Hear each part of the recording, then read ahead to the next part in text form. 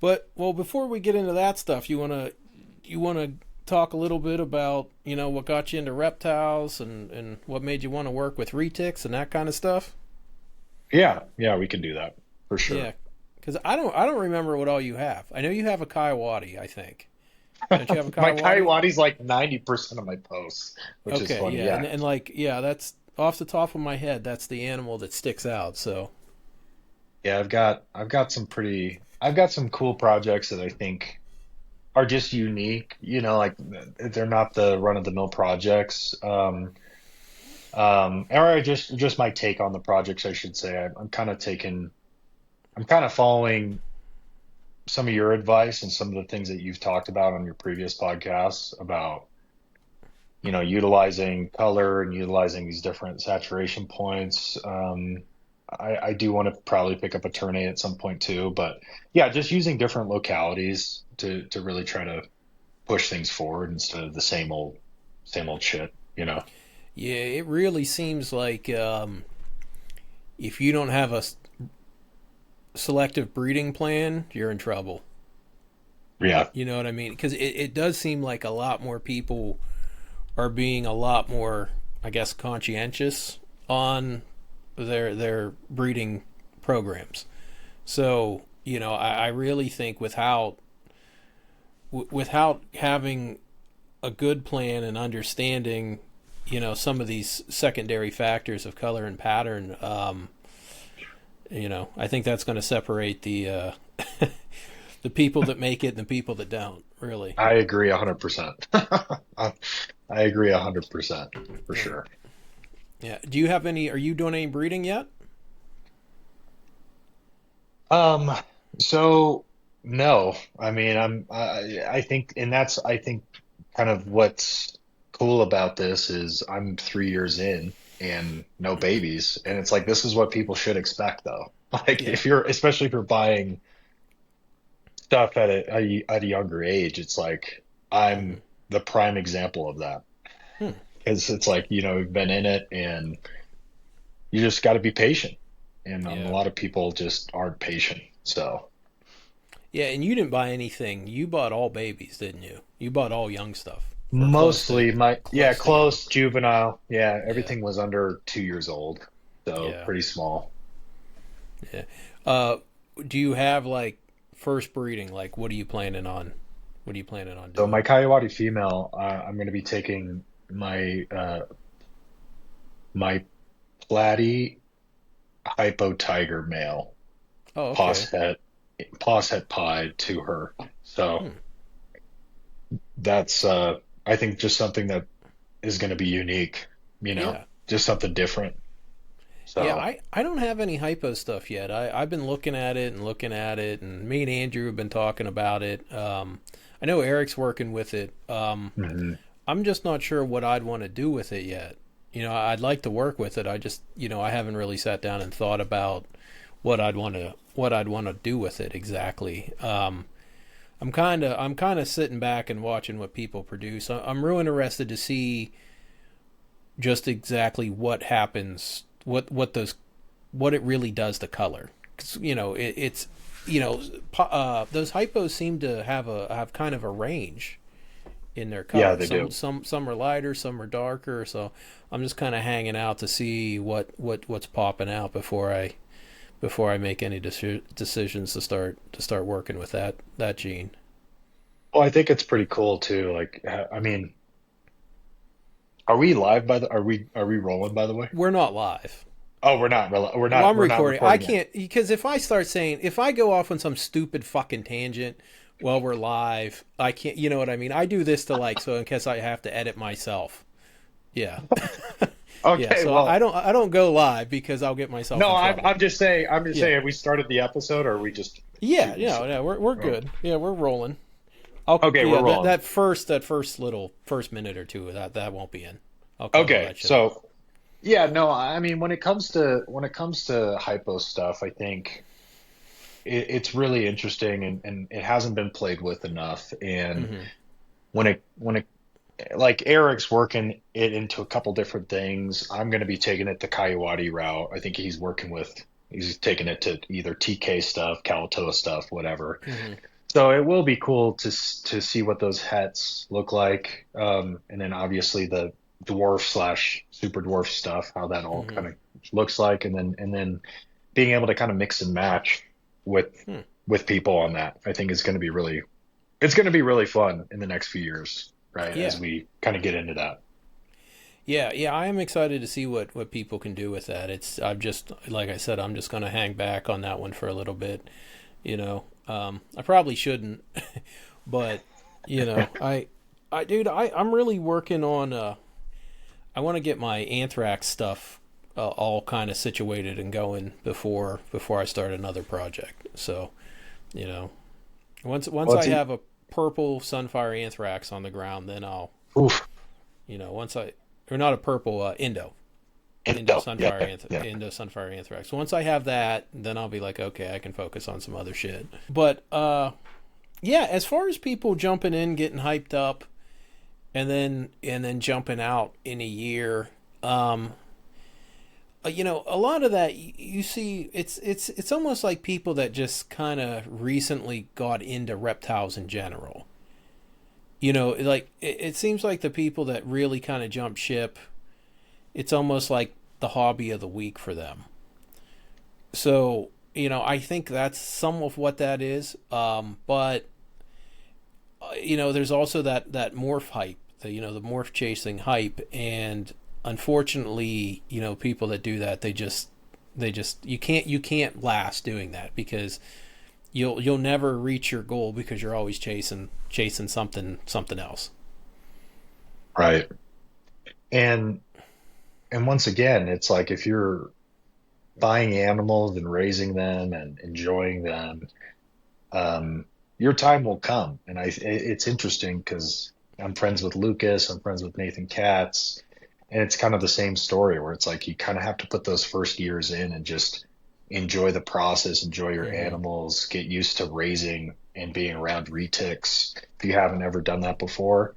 And then you can get more into the nuance of, what that all looks like, right? So, um, anyway, I mean, I just think there's a lot that still has not been tapped into when it comes to retics and super dwarfs and the whole market. I know there was a huge kind of rush during COVID. You've talked about it at length with the Yeah. economy and everything like that, but I'm really looking forward to the next 5 to 10 years of just what people produce. And, your ternate stuff is just like a prime example of that and just how it affects the pattern and color and you're just creating some pretty cool, wacky stuff that just people haven't seen before. I mean, you've created some really unique stuff. So I think that's really interesting to me. And so, I guess we'll see kind of what comes from all of it, but I'm excited about my projects and that's ultimately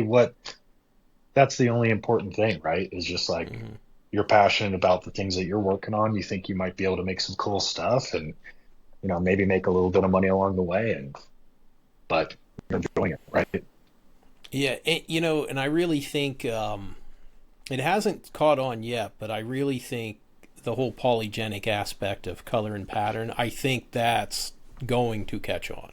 I think people are going to start taking secondary traits a lot more serious for their breeding and their production. I just hope the enthusiasm lasts. Yeah. You know what I mean? I just hope Well, the it was, enthusiasm can fucking stick around. well, it's funny that you say that because I think there was one or two people actually out here in Utah that bought all of their stuff after me, and then in this last year have like Mm-hmm. offered to sell their stuff to me. And I'm like, they were maybe in it for a year and a half.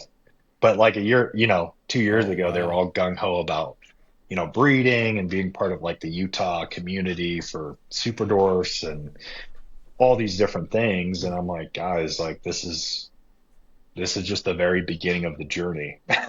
You look at Yeah. Rodney, you've been in it for what, 2 decades plus, whatever. It's like Eric Lee too, Yeah, on same thing. retics. It's like Yeah. yeah, Eric Lee's been in it a long time. Rob's been in it a long time in different capacities. So when it comes to people just see the end product and they don't have the patience, or they just want the instant gratification of, hey, I just want to turn these around, and buy older stuff or whatever, and try to crank this thing up to where I'm making $1 million a year, Yeah. and The and they realistic see it like dream. that. Yeah, Yeah. But the that's the one. realistic dreams. Yeah, that's the nice thing about Eric. He always tries to emphasize like this is long term. Like this isn't 6 months, year and a half. Like this is long term. 7, 8 years for a single project. So get used to that. And if you don't have it in you Right. to do that, that's fine. But it's and you're working with animals. Like so many things can go wrong. You There's know. so many variables, and that's I think what kind of bugs me is like, if you want to just enjoy an animal, I still think you know a small to medium sized retic is the best thing in Yeah. terms of a snake. Like enjoying it as a pet. Make a crazy cool enclosure. Hmm. I did naturalistic on all my stuff. With universal rocks, it looks freaking amazing. I spent a ton of money, invested a ton of money, and but make it look awesome and enjoy it.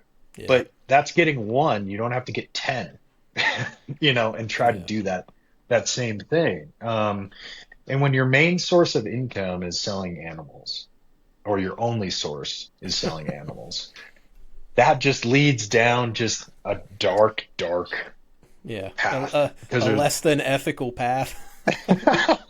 just to say the least, right? I mean, we've seen it time and time again, Yeah. and it doesn't work long term, and Well, you can do it if you're not trying to get actually rich and you're keeping it at, you know what I mean? If you're keeping it at, if you have yeah. reasonable expectations of selling animals and paying your bills with it, you can do it. But you Sure, can't get a giant sure. facility and 10 fucking employees and 300 breeders. Like, you know what I mean? You just can't. That just doesn't. We know where that all leads. You know, Yeah, yeah. it Well, all and the leads thing is, to failure. well, I was just talking about,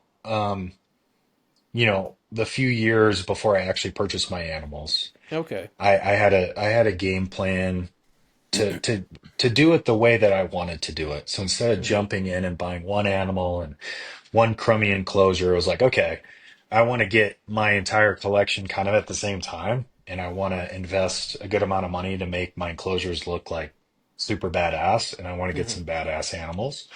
Um, and so that was kind of my approach to it, because I have owned other businesses. I'm an entrepreneur, and so I've just done a lot of different things. So I just knew from the beginning that this was going to take time, and it was going to take patience, and I wanted to really get the stuff that I wanted to get, and I did. So um, that's kind of what has brought me to now, where I'm coming up on 3 years and just slowly raising my animals and enjoying them, and hoping to breed some pretty cool stuff in the coming years here, right? Now, have you? For some reason, I thought you've been around the retic community for longer than 3 years. It seems like were you like have you just been keeping retics for 3 years or because for some I thought you were around since at least 2020 for some reason. Yeah, well, I think I was pretty active in the Reach Out Reptiles live chats for Okay, a few years, doing super chats all the time, giving Garrett my money. Um, well, that's good. and It ain't cheap. It ain't cheap to run reach out reptiles. well, I think that's kind of where we were going with all Yeah, this yeah. is I really miss those days, honestly. Like, I just felt like the people that were fans of Garrett and Reach Out Reptiles, and like even the crew and stuff that was there when he was in his basement, Like he was killing it. It's like he Yeah. couldn't. Snakes were flying off the shelf, and everybody seemed like a pretty tight knit community, and it was pretty chill. And then I think he just scaled way too fast, like way too fast, and got high in his own supply kind of thing. But obviously some of that was COVID money, and he made a bunch Yeah. of sales, a lot of big sales. He did make some really awesome stuff, but um, you know, just looking at kind of where things are at now, it's like I miss that, and I've got my own opinions and stuff. People might not agree with. I know other people have had different experiences, both good and bad, with Garrett or Reach Out Reptiles, but ultimately this is the reality of it. And this is Hmm. what I try to explain to people is 75% of what I own is from Reach Out Reptiles. Yeah. So I'm rooting for them. Like I want them to win. I want Garrett to win because if my stock is tied to a bad reputation or whatever, it just hurts me in the long run too, selfishly, Well, right? I'm So, rooting for Garrett too, and most people aren't going to believe that. But I also understand the positive impact that he had in creating that community that you talk about. right. And I feel like he kind of just like I don't know if took it for granted. Granted is the right phrase. Taking it for granted and then kind of thinking, well, I don't really need that community because I got so many people on my waiting list. I don't know. Like it just seemed like there was a mental shift in Garrett about 3 years ago, about 2 to 3 years ago, and I see and that. you know what I mean? Because he seemed really hands on when he was in his basement when he was doing those It was videos. he was balling out. Like Yeah, like everything that was coming out of those tubs yeah, was sold. You know what I mean? Like that's how I felt. yeah. And so and I agree. I think with the amount of employees, the amount of stress, I mean, I think tried to take a bigger role with just managing the business. Yeah. But I just think he just got over leveraged. And it's hard to be in the day to day when you've got an overhead like that, or you've got other business stress or other things going on. Because he's got a family and stuff. It's like, and this is his only source of income, as far as I know. I mean, he could have other stuff, but if it's your only source of income, I mean, it's kind of a scary industry to be in because you Yeah, just don't know I what's going would to happen. be. Yeah, I mean, that would be really stressful, especially the last 4 years of Biden. That had to have been, you know what I mean? That would have been stressful, Sleepy Joe. especially the Yeah. last 2 years. The last 2 years, people were not spending money on snakes. It's felt like an eternity. You know what I mean? Hmm. It's like this drought and this lull that we've been in economically, I feel like has just been brutal. Yeah, Like and it's just taken forever. But yeah, so people, and the other thing too, it's like anytime you're in business, because like I mentioned before, I've been in different industries, I've started different businesses. I've won sometimes, I've failed a lot, and yeah. you make mistakes. Like things happen in business or with relationships, but ultimately you got to be able to own it. You know what I mean? Like you got to be able to say, I'm Not, sorry, bop, bop, bop, or I'm going to try to, I'm going to make things right, bop, bop, bop. And it hasn't happened. Like, I don't know how else to put it. Like, it just, like with Garrett, I'm like, dude, Garrett, you've got all this bad publicity. Just yeah, come out and just like own it. Because yeah. that's the thing is like trying to hide it or trying to skirt around it with like these different like videos that he puts out that are like passive aggressive. It's just it I doesn't love those work. videos. Well, I love his passive because they're always passive aggressive. He's always a victim, and he always doubles down on the bullshit. It's like it was like just a couple weeks ago. Uh, I caught a piece of his live, and he starts talking about TK Kalatoa, and I'm like, oh, here we go. What's oh, he not gonna this, say? not What's this he gonna? box again. Yeah, what's he gonna say? He's like, well, you guys know, Travis had 6 males and 12 females or more, and I'm like, no, he didn't. Like, what are you? Why are you even making? No.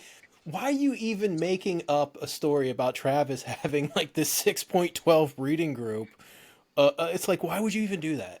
You know what I mean? I was like, okay. It's like you were cooked once, dude. Just let it go and Yeah. just, just let it go. And that's the thing is like, um, I haven't talked to Garrett in probably 2 years. And it's like, I'm not on bad terms with the guy. I want him to win. But I just see these like moves and I'm like, dude, like just if you're just transparent and own it, like then it's done. You're cooked once and you move on. Yeah. But like it keeps coming back and it keeps coming up and there's so many people that I know that are like so scared to like talk about any of the business stuff or any of the things that have happened and I'm just like who cares, dude? You know what I mean? Yeah. It's business and things happen. People are going to W- get pissed, whatever. Like Well, it is what it is. I mean, he handled the Samson situation about as poorly. I don't think he could have handled that worse. You know what I mean? Because I remember I was watching live when he was like half shit hammered on fucking on MJ's podcast, and he just like makes up this story about Rob and Samson. I'm like, he did not just do all of this. Oh, poor Rob, dude.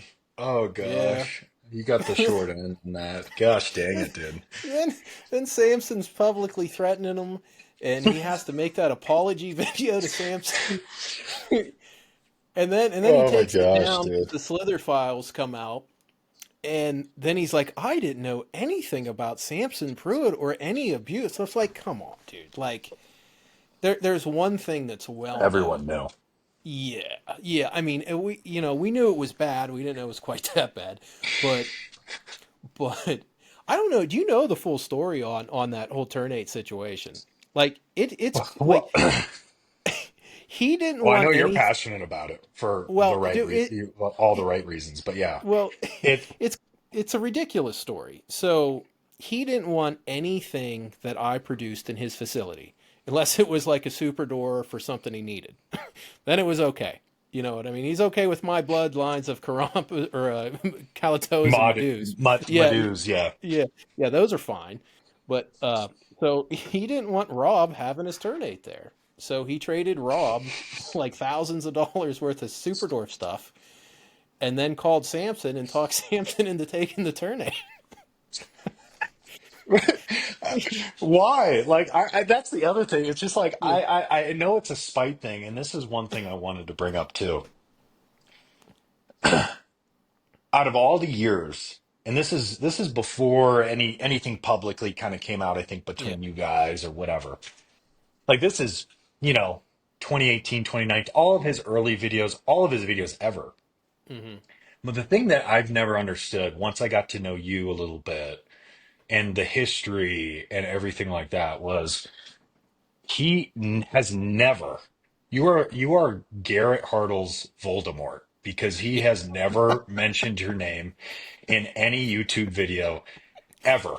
And I'm just like, listen, um, you can hate somebody, right? You can have disdain for someone, but to not give credit to the guy that you got most of your stuff from Yeah, a is lot of just bloodlines. insane, which is Yeah. just insane. And then you talk about like your bloodlines are this like royalty, and you don't ever bring up Rodney's name ever. Like, where did you get them from? They just didn't magically show up on a magic carpet here. You know Yeah. what I mean? And so I just don't get it. Like, and once again, you guys publicly, privately, whatever, have been at each other's throats on different occasions. But um, I mean, even in that video about Samsung and some of the other apology videos, like your name never came up. And I'm Hmm. just like, it just doesn't make sense to me. I'm like, just own Yeah. it. Everybody knows, everyone's walking on eggshells. Like, Yeah. let's move on. Yeah.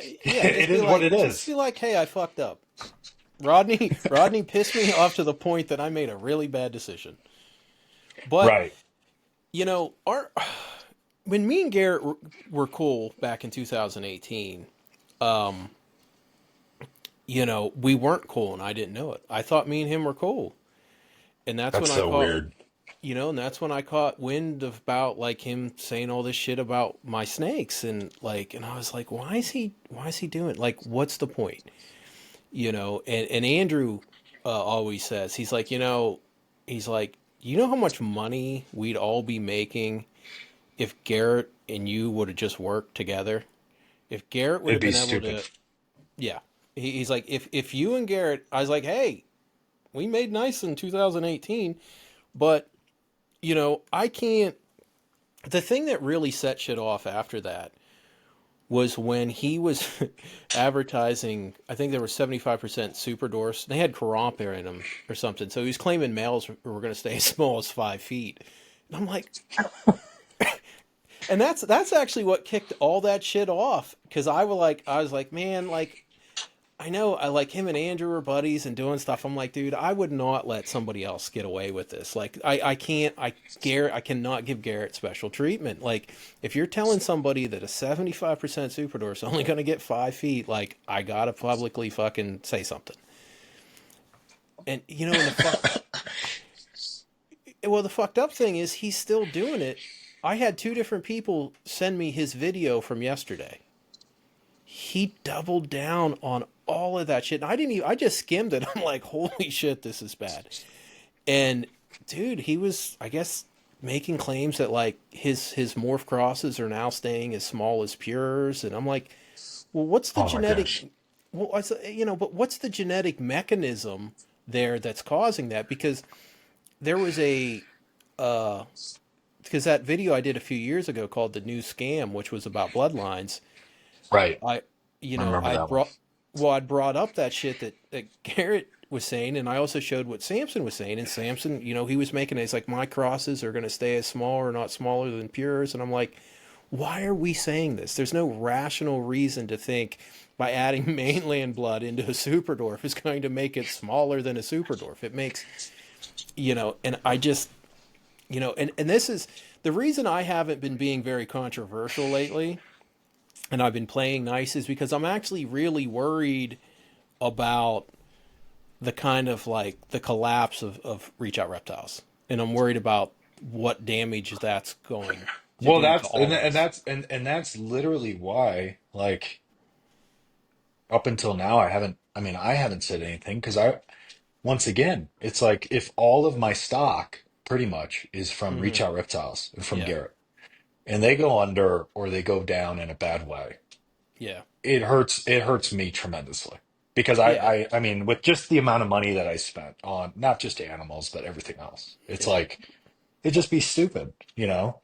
Um, and so, and I think in terms of information too, like just outside of some of the rash things that have been said, it's like, he's brought a lot of these animals to light to a lot of Yeah. people that never would have saw it. Like he is a genius marketer. He knows how to sell, right? And Hmm. he knows how to do some of these different things extremely well. And so like I have I have big respect for the work that he put in and for what essentially he's built. I just think he scaled too quickly. And I think he did take advantage of the height of the market, which is great. Yeah. He hit that timing just perfectly. Um, but I think he's also seeing some repercussions and consequences from some of that too, where Oh, yeah. it there's no way that that was sustainable long term, right? Dude, I got so much shit for saying that. But, but and I said that before it happened. And I was like, and I was like, well, I can make this argument because Garrett worked at the place that did this, and we watched prehistoric pets collapse under its own production in terms of retics, you know. So like that was what was so confusing.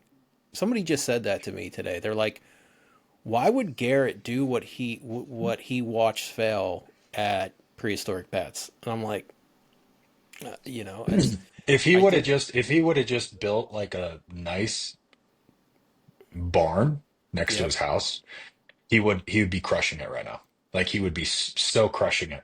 Like if he moved out of the garage, but just built like a relatively cheap Yeah, barnuminium setup, like even like a he'd be 30 crushing it. by even like a 30 by 50.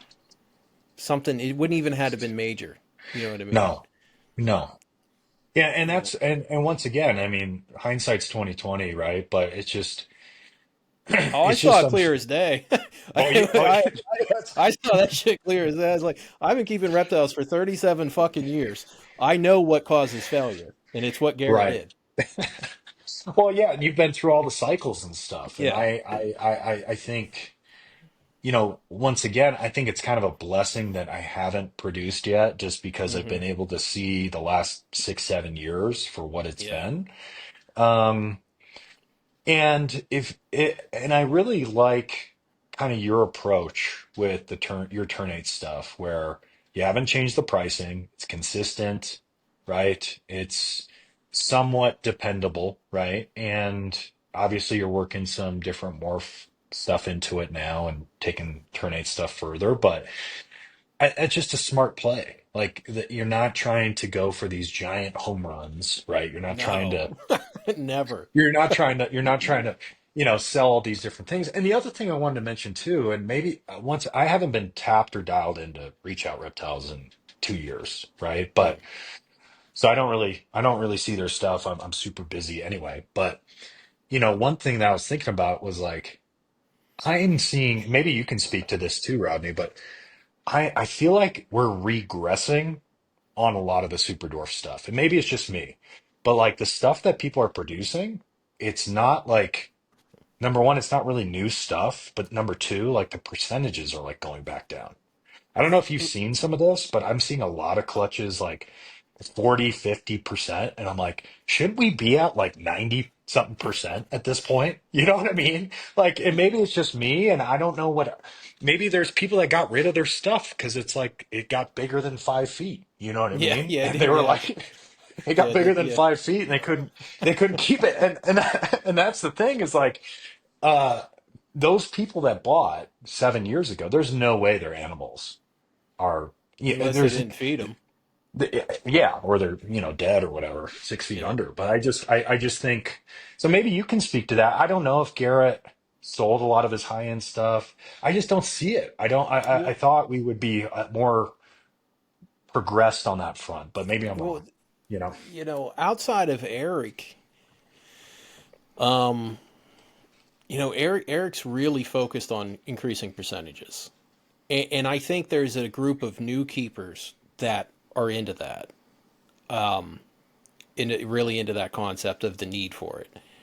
But I don't think I don't think Garrett's made that a priority, which is surprising. Like I was talking to somebody earlier today, and I'm really surprised Garrett didn't produce Super Dwarf ocelots like 2 3 years ago. Or I literally had the same conversation with somebody last yeah, week. Like really, legitimately. I was like, no, I'm serious. I had an in-depth conversation like when I started watching Garrett's videos 6, 7 years ago, whatever, we were at a certain point, a lot of stuff was at 50%. He was talking hmm about recessive stuff and I'm like, where have we gone? Like, you know, and it's like no one's working these projects or seeing them through, or you know, people are getting out and having to sell their stuff and at a discount, or they're getting rid of it. I honestly cannot tell you what's going on. But I no, see some of these clutches and stuff and I'm like 40 something percent for like platinum tigers or you know whatever. It's like yeah, it doesn't shouldn't make we sense.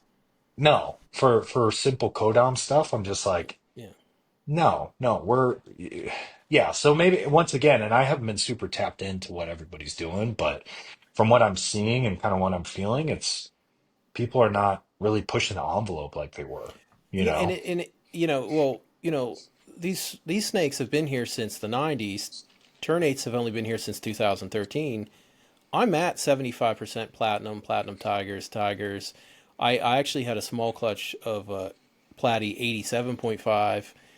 I'm waiting on a clutch of Ternate marbles that are 75, but they're also going to have 6.25 jam, 6.25 Calitoa. You know what I mean? So like I'm already catching up on some of these percentages on ternates, and they came into the country almost 20 years later. Like, I shouldn't be That's able to so catch. nuts to me. Yeah, I should not be able to catch anybody. You know, I'm maybe a year, if everything goes right, I could possibly make Indo Sunfire ternates next season. Which is Like, insane. yeah, at 50%, and then I just breed it back in, start the process over again to make the 75s. And, like, and how we've had anthrax here for like ever. Why Yeah, what do we? why hasn't where is anthrax gone? Where is Yeah, it gone? Like yeah, it just disappeared into a dark hole and has stayed yeah. there. And why That's what's don't we happened. have anthrax superdwarfs? Like, I honestly don't understand how we don't have visual anthrax superdwarfs, visual superdwarf pieds, visual. Uh, We had head pies like years ago yeah, at 50%. What yeah. happened? Like where are the what Ho- happened? Yeah, and I honestly don't understand how they haven't progressed. And that's actually why I started working with some Superdwarf stuff again, because I was running my mouth like usual. Like, it was like a year or two ago, and I'm like, listen, I gave you guys 10 years. I haven't I haven't done Superdwarf shit in like a decade. If you guys aren't going to do it, if Garrett's not going to do what he needs to do, Andrew's dropping stuff off, and Andrew started dropping stuff off. It's like, sorry, you know. Well, it's funny because people were giving me crap about buying my hypo from Bob because there's a lot of Bob haters out there, right? Right. Um, and I'm like, dude, I waited 3 years to Hmm. get my hypo. I Yeah. gave everyone a shot. I had one breeder that told me he was going to have hypos, and he put the wrong male in with the wrong female. It's like those are the kind of people that like we're dealing with here. You Yeah. know what I mean? And then it's so it comes to the point where Bob finally has some visuals, and Hmm. I'm like, okay, yeah, Bob might not be my first choice here. It's kind of like making a deal with the devil, but I got to get this Yeah. animal. You know what I mean? And it's like, what do you guys want me to do? Like nobody else is producing this stuff. You know what I mean? And so I think Keith had some stuff, but a lot of it, I think it was platinum a lot of his stuff was like came out ivory or whatever. And it's like Yeah. I didn't want to take a chance on that. You know Yeah. what I mean? Ivory Like, possible hypo. yeah, and no Yeah. disrespect to Keith, but I'm just like, dude, I'm not doing that. You know what I mean? For the Yeah. amount of That's money, it's like, yeah. no. That's iffy. You raise it Yeah. up. Can you imagine raising it up and it's not hypo and Especially if you freaking don't breed it back to a hypo and you run it into like a super dwarf project, and then raise those up and breed them together and realize that you didn't have a hypo gene in there. it's just That it's would just be a it's just rough. like like Yeah. basing your whole future on like a gamble, like a Yeah. 50-50. Yeah. Total. Yeah. Total fucking gamble. But yeah, me and Andrew are working on some Superdorf Indo stuff. Unfortunately, his female Superdorf slugged out. I'd bred a Indo Sunfire Super Tiger to a pure Superdorf, and she dropped 7 slugs, unfortunately. But we're trying to push some of that stuff forward. I finally did a anthrax Superdorf breeding, raising some of that stuff up, because I was just like, listen, if other people aren't going to do it, I know there's going to be a huge market for some of this stuff, so I'll start it. I don't really want to, but if other people aren't going to do it, I'll do it, and whatever, you Unless know. Garrett has a secret lab somewhere where he's got all of his recessive stuff. I haven't heard a peep about any of it, you know. Like yeah, I don't know I what's think he's I don't know doing what's I going think on. he's doing some anthrax stuff this year. Because he said that in one of his videos. He said that in one of his videos. It was a live video, and he also made a comment about how he's probably going to be letting some like Superdorf morphs that are 50% go as low as 500 this year. And I'm like, okay. He's like, there might even be some double visuals we let go of 50% Superdorf at $500. And I'm like, God damn, dude. So after you just spent 9 years convincing everybody that your snakes are worth thousands, you're gonna you're gonna crash the market on them right as they're starting to produce. It's like that. Boy, that's nice. That's fucking nice. Well, and the other thing is too is like on all my female stuff, it's super high percentage or Hmm. they're pures, you know, Yeah. and I'm glad I made that a priority because we're seeing it. Like people trying to chase the dollar or whatever at 50% or 40% or 60%. It's like I don't think long term that's gonna be great. Especially if Garrett is gonna, price drop and do some of those different things. It's like, Well, and also, I mean, you've kept retics long enough now to know how they grow. mhm. So you're this bloodline, small bloodline stuff. That's it's not going to work too much longer. You know what I mean? Like you can't unless there's a constant new steady group of people coming in to buy into that. It's No, not. people are sick of it. I knew something was up when I woke up this morning and people are sending me this fucking link to Garrett's video. I'm like, what the fuck? Like, what did he do now? You know? Well, the thing is like once again, it's I and I have no idea they have currently in their facility. I have no idea like really what Dude, the they have projects they're working on. 177 snakes listed on Morph Market right now. 177. I thought so. It was interesting because at one point, And none of them are this season. These are all, past seasons. yeah, Okay. Well, it was interesting because at one point when they first got on Morph Market, they had this like locality pack, like bundle. It was like three or four different localities, and I forget what the price was. It was like 4 or 5 grand or something. It was something. It was mm, something crazy. I don't know if they took it down or whatever, but I looked at it and I was like, "Yo, that's wild." yeah, Like that's wild. Like because you're selling normal or you're selling one or pairs of localities for anyway, it's just been kind of interesting to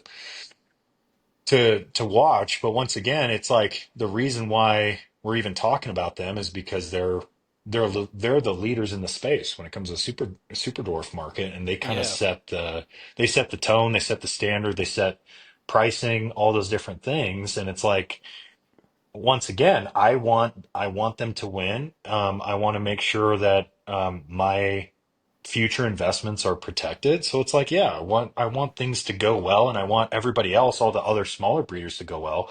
I think the other thing too, where things didn't work out. Now, granted, I don't know the details of this, but I know there's been some certain breeders that had quite a bit of stock that have gotten out that bought potentially, I don't know, 6 figures worth of animals from Garrett that have yeah. gotten out, and it's just because the business relationships got burned, or they decided they didn't want to sell through Garrett, and that blew things up. And I know Garrett, one of his kind of his the main things that he does is he sells, but then he's like, hey, if you want to sell back through us, you can do Hmm. that. We can split revenue, whatever.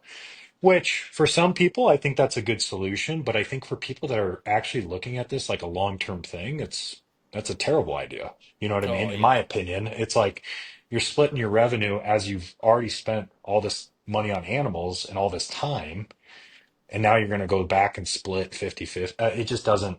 It doesn't make sense to me. So I think once people started deciding to go off and do their own things, myself included, Hmm. that's where things kind of turned in the relationship with Garrett. And that's why I think I haven't spoken to him in a while, because he just knew I'm doing my own thing. I'm building my own brand. I'm building my own name, and I've got my own stuff. And I'm trying to just stay in my lane, and create good relationships with other breeders too, because that's important. I want to support. Yeah, I want Reach Out Reptiles to win, but I want everybody else to win too. Yeah, That's good yeah. for business. Everybody needs to win. You know what I mean? And I I had a big problem with Garrett's business model on that seller, that buyer The sell back, MLM. yeah, or whatever, yeah, whatever it was, and I was like, well, if he's pushing all the same projects to people, which he was, because he wasn't producing near as much as he actually should have been. I was like, so what's going to happen when these four people with the same four projects all get a clutch and now they're coming back to Garrett? Like, I thought Garrett was kind of actually putting himself in a bad position while the other people are taking a 50% loss on their own production. And I was like, this, I don't have a business degree, but I don't think I need one to know this is stupid.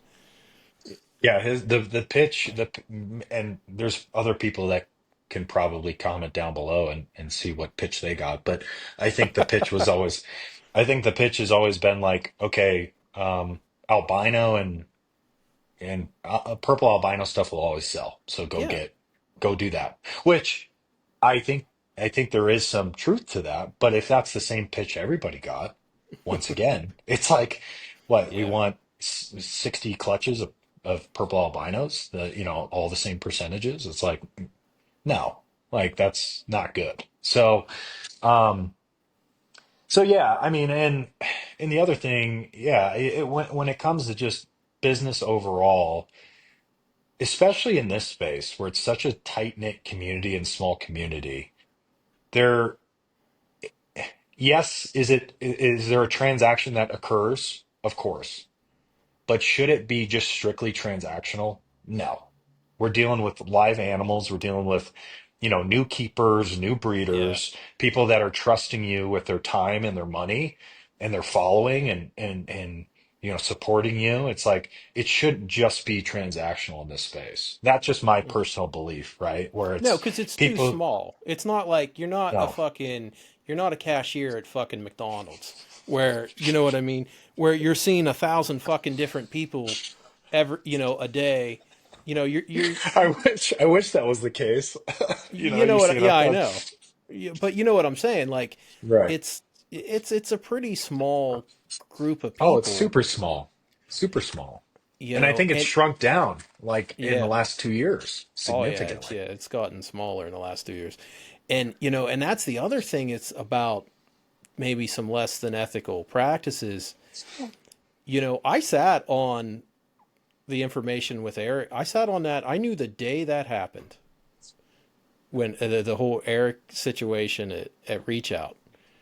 I knew while it was happening. I got a phone call about it, and I got told, like, if this doesn't get made right, you got the green light to talk about this.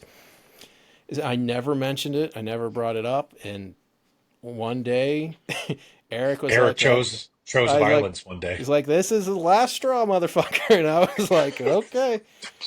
I was like, good. I'm trying not to fight with anybody anyway. So I'm glad, but I'm glad Eric put that out there though. Because, I mean, maybe it was a clerical error, 20 times in a row, you know, but, I need a new you know, CPA. Something. yeah, yeah. So, but you know what I mean, Yeah. and that still didn't get handled. Even how that was handled was not, Garrett's reaction to Well, that was not handled well. well, yeah, he And basically skirted it. I mean, from his response, I read his response and stuff, but it was yeah, like, well, you got your money or whatever. And it's like, well, that's not the point with it. no, You know what I and mean? It's like, and yeah. and Eric only did that because I had somebody contact me. Oh man, I don't even want to put this out there. I had somebody contact me that had just did a deal with Reach Out after spending like 30K, and they paid me money for a consultation. And it's like typically I'm pretty honest, but if you're paying me for my opinion, I'm really going to be extra honest. And I fucking after I talked to the dude, he's like, "What do you think I should do?" And I was like, because of me and Garrett's relationship, you have to ask other people. Like you cannot, if it comes out that me and you talked about this, everybody will say this is a Rodney bias. I said, call these people.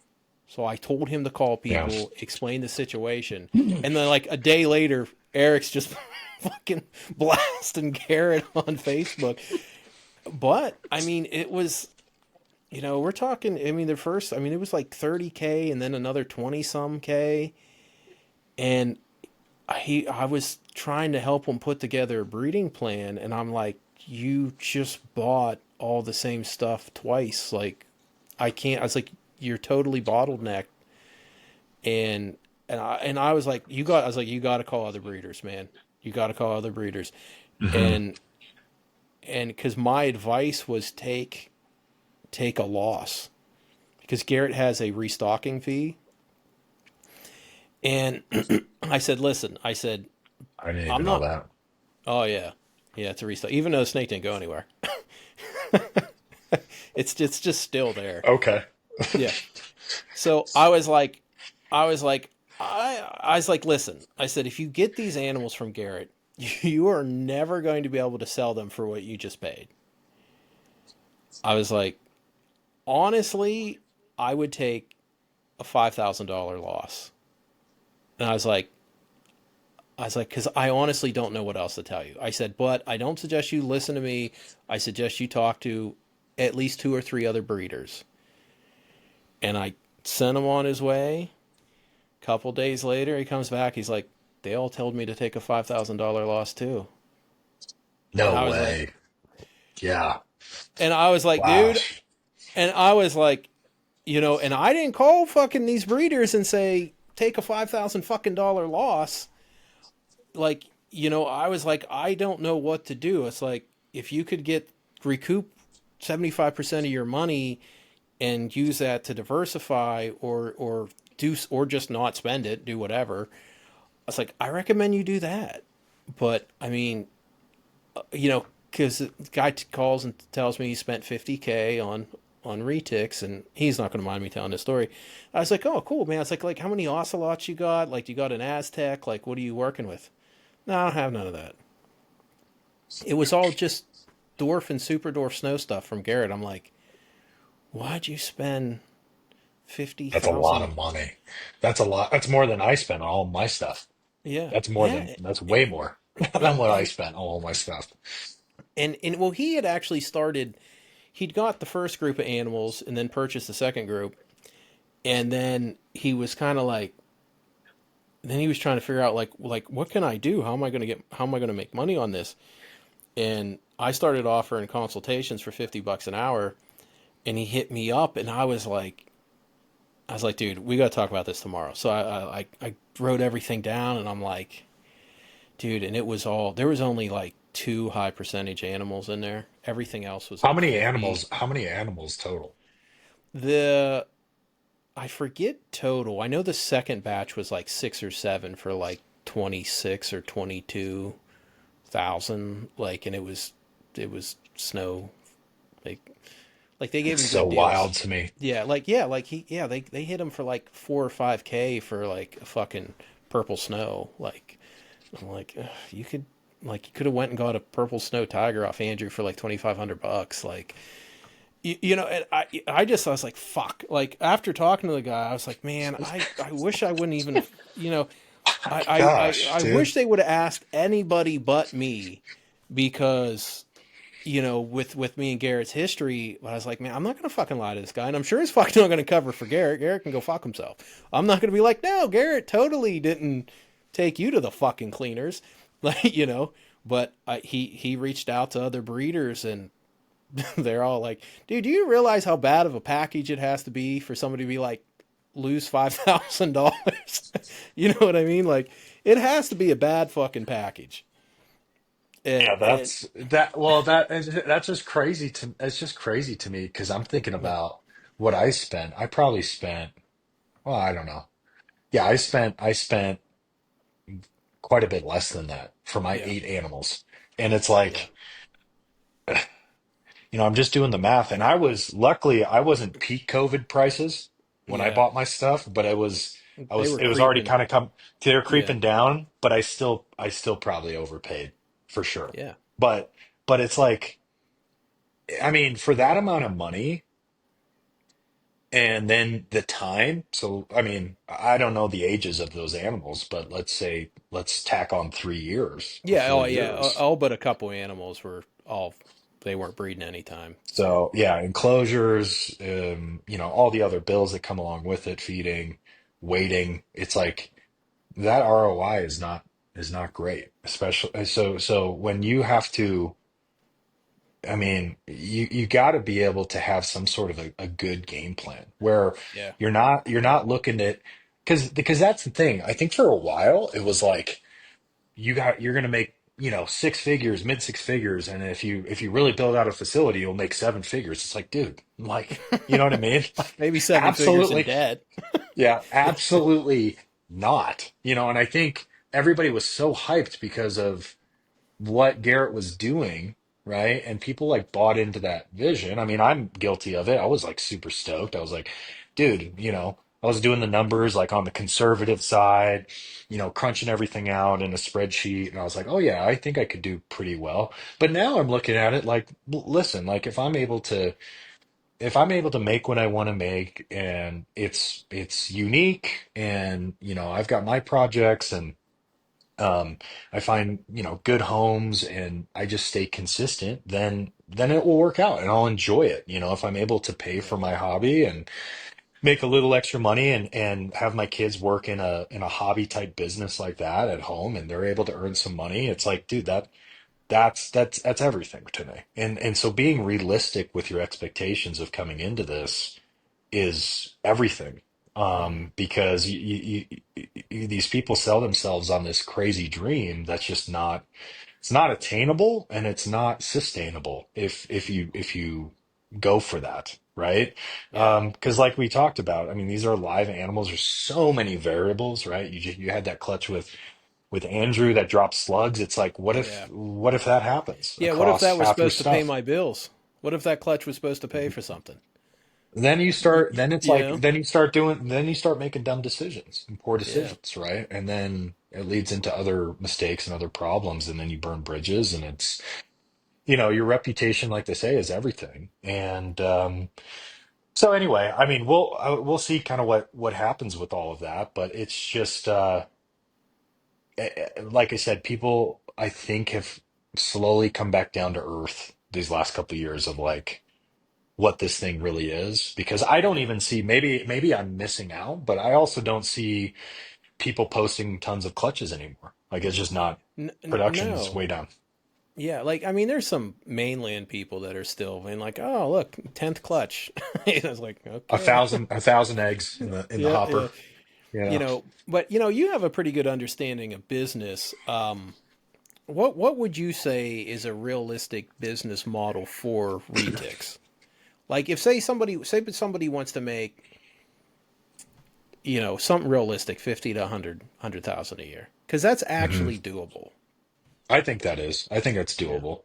I mean, because I mean, I was running the numbers. I mean, I don't know how many, and Lucas sold quite a few, I think, last year. I don't know if it was like 60 animals I don't know if they were all his, if he had partnerships on some or whatever, but still, Yeah. it's like, I can imagine that, I'm not pocket watching Lucas, but I'm just Mm-hmm. like looking at production and what he's moving and then taking, an average. And it's like, yeah, I think, I don't know what you would say, but I would say if you're doing, um, two really solid clutches, two, maybe three a year that are either high percentage or super unique, but it comes with work on the back end side. That's what Yeah. all people don't understand is if you're not building an actual brand or name for yourself and Mm-hmm. people don't know you, it's like who the hell's gonna buy any animal off of you Dude, consistently? you know what the main thing I've been telling new breeders?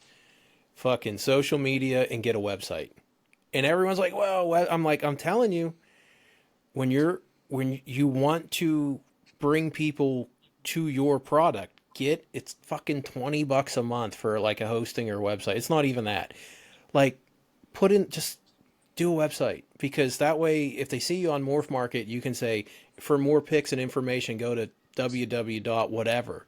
You just took that person from that sea of Morph Market and put them right on your website just to look at your stuff. It's like that's the main thing. It's like try to, I mean, I'm not like full Garrett, like come get a tattoo and join my cult. I'm just saying, fucking, I'm just saying, like, try to funnel people towards your stuff, and that's just common Yeah. sense marketing. But Right. I mean, I think 3-4 clutches of the right stuff, you can pull 50K. Now, Lucas's success is interesting because he was able to really capitalize on stuff that Garrett had really hyped up and then didn't produce any of. He did it with, he didn't have enough Kalatoas. Lucas hit a Kalatoa. Didn't have the Kaiwatis. Lucas hit a Kaiwati. No one's really, Garrett's been hyping up Solayers for years and failing miserably at producing any. Garrett hit or Lucas hits a clutch of them. Like, you know what I mean? So like, Lucas's success with that stuff has been, you know, Garrett did the legwork and fucking Lucas cashed in. He really Well, did. and to go off of that, that's what I'm saying, Rodney. I think what happened is Garrett moved a lot of stuff that in a medium to slower market he wouldn't have Hmm. sold. He would have just Yeah, bred. But I think he moved a lot of his really nice stuff. And, granted, I think he made good money off of it at the time. But that was because he had the overhead. If he didn't have the overhead, I don't think he would have let go of a lot of his high end stuff. He would have just kept no, it, right? Or produced it. And so, because he called me, what was it, a year and a half ago? And I've got a pair, a Kaiwati Doc Murdoch line Kaiwati female, and then I've got a pure Kaiwati male. So I've got hmm, a pair. And he was trying really hard to sell me on a sibling, a sister to my Kaiwati female. And I just told him, I was like, Garrett, I already have a pair here, dude. Like I'm working with very limited space. I'm set. Like yeah, I don't want it. Right. So that was just telling me that he's offloading a lot of the locality stuff. I think he offloaded a lot of his high end stuff too, and once again, he probably did really well with some of that stuff, but now he doesn't have it. It's in other people's possession. And so I think there's because of the overhead, right? And granted, yeah. I think he's changed some things. He let some people go. Oh my God. Obviously Rob is out of there, right? He's doing And his different Thomas, things. he And he Thomas he. is gone. I knew Thomas pretty decently well. I don't know what happened, but Yeah. it's like, Rob made the product and Thomas sold the product, and you let those people quit. like like like well, yeah, the core of your money making it system you let walk away. Like that was, too expensive, man. I mean, I yeah, don't know. I don't know. I don't know. I mean, I think those guys brought so much good value to reach out. yeah, It was really a sad day when both of those guys left, and I think it happened pretty close to each other, if I'm not mistaken. yeah. Thomas left, I think, less than a year after Rob did. And Thomas put in Well, a Thomas did a lot of work on those videos, and those dude people love those fucking videos, man. And dude, that's what they were sold shit. bangers, man. Yeah, those they were bangers, and I think I want to give Rob a quick shout out here because when I went to Retic Fest. I don't know what it was. Maybe I think Garrett was just stressed or he just had it out for me or just, whatever. But he kind of, I don't know. I felt like he kind of gave me the cold shoulder for the whole time I was there. And maybe it was because I was passing out coiled shirts the whole time, Yeah, to people and he didn't like that. you should have But brought your own tattoo gun. He would have thrown you out. Could give and out some so coiled tattoos. some coil tattoos. No, but I was like, I was excited. I just bought all my stuff from Garrett, and I started my brand and I was there. And I showed up to Retic Fest. I brought my own like video guy, which I still haven't released any of that, most of that footage, which I might.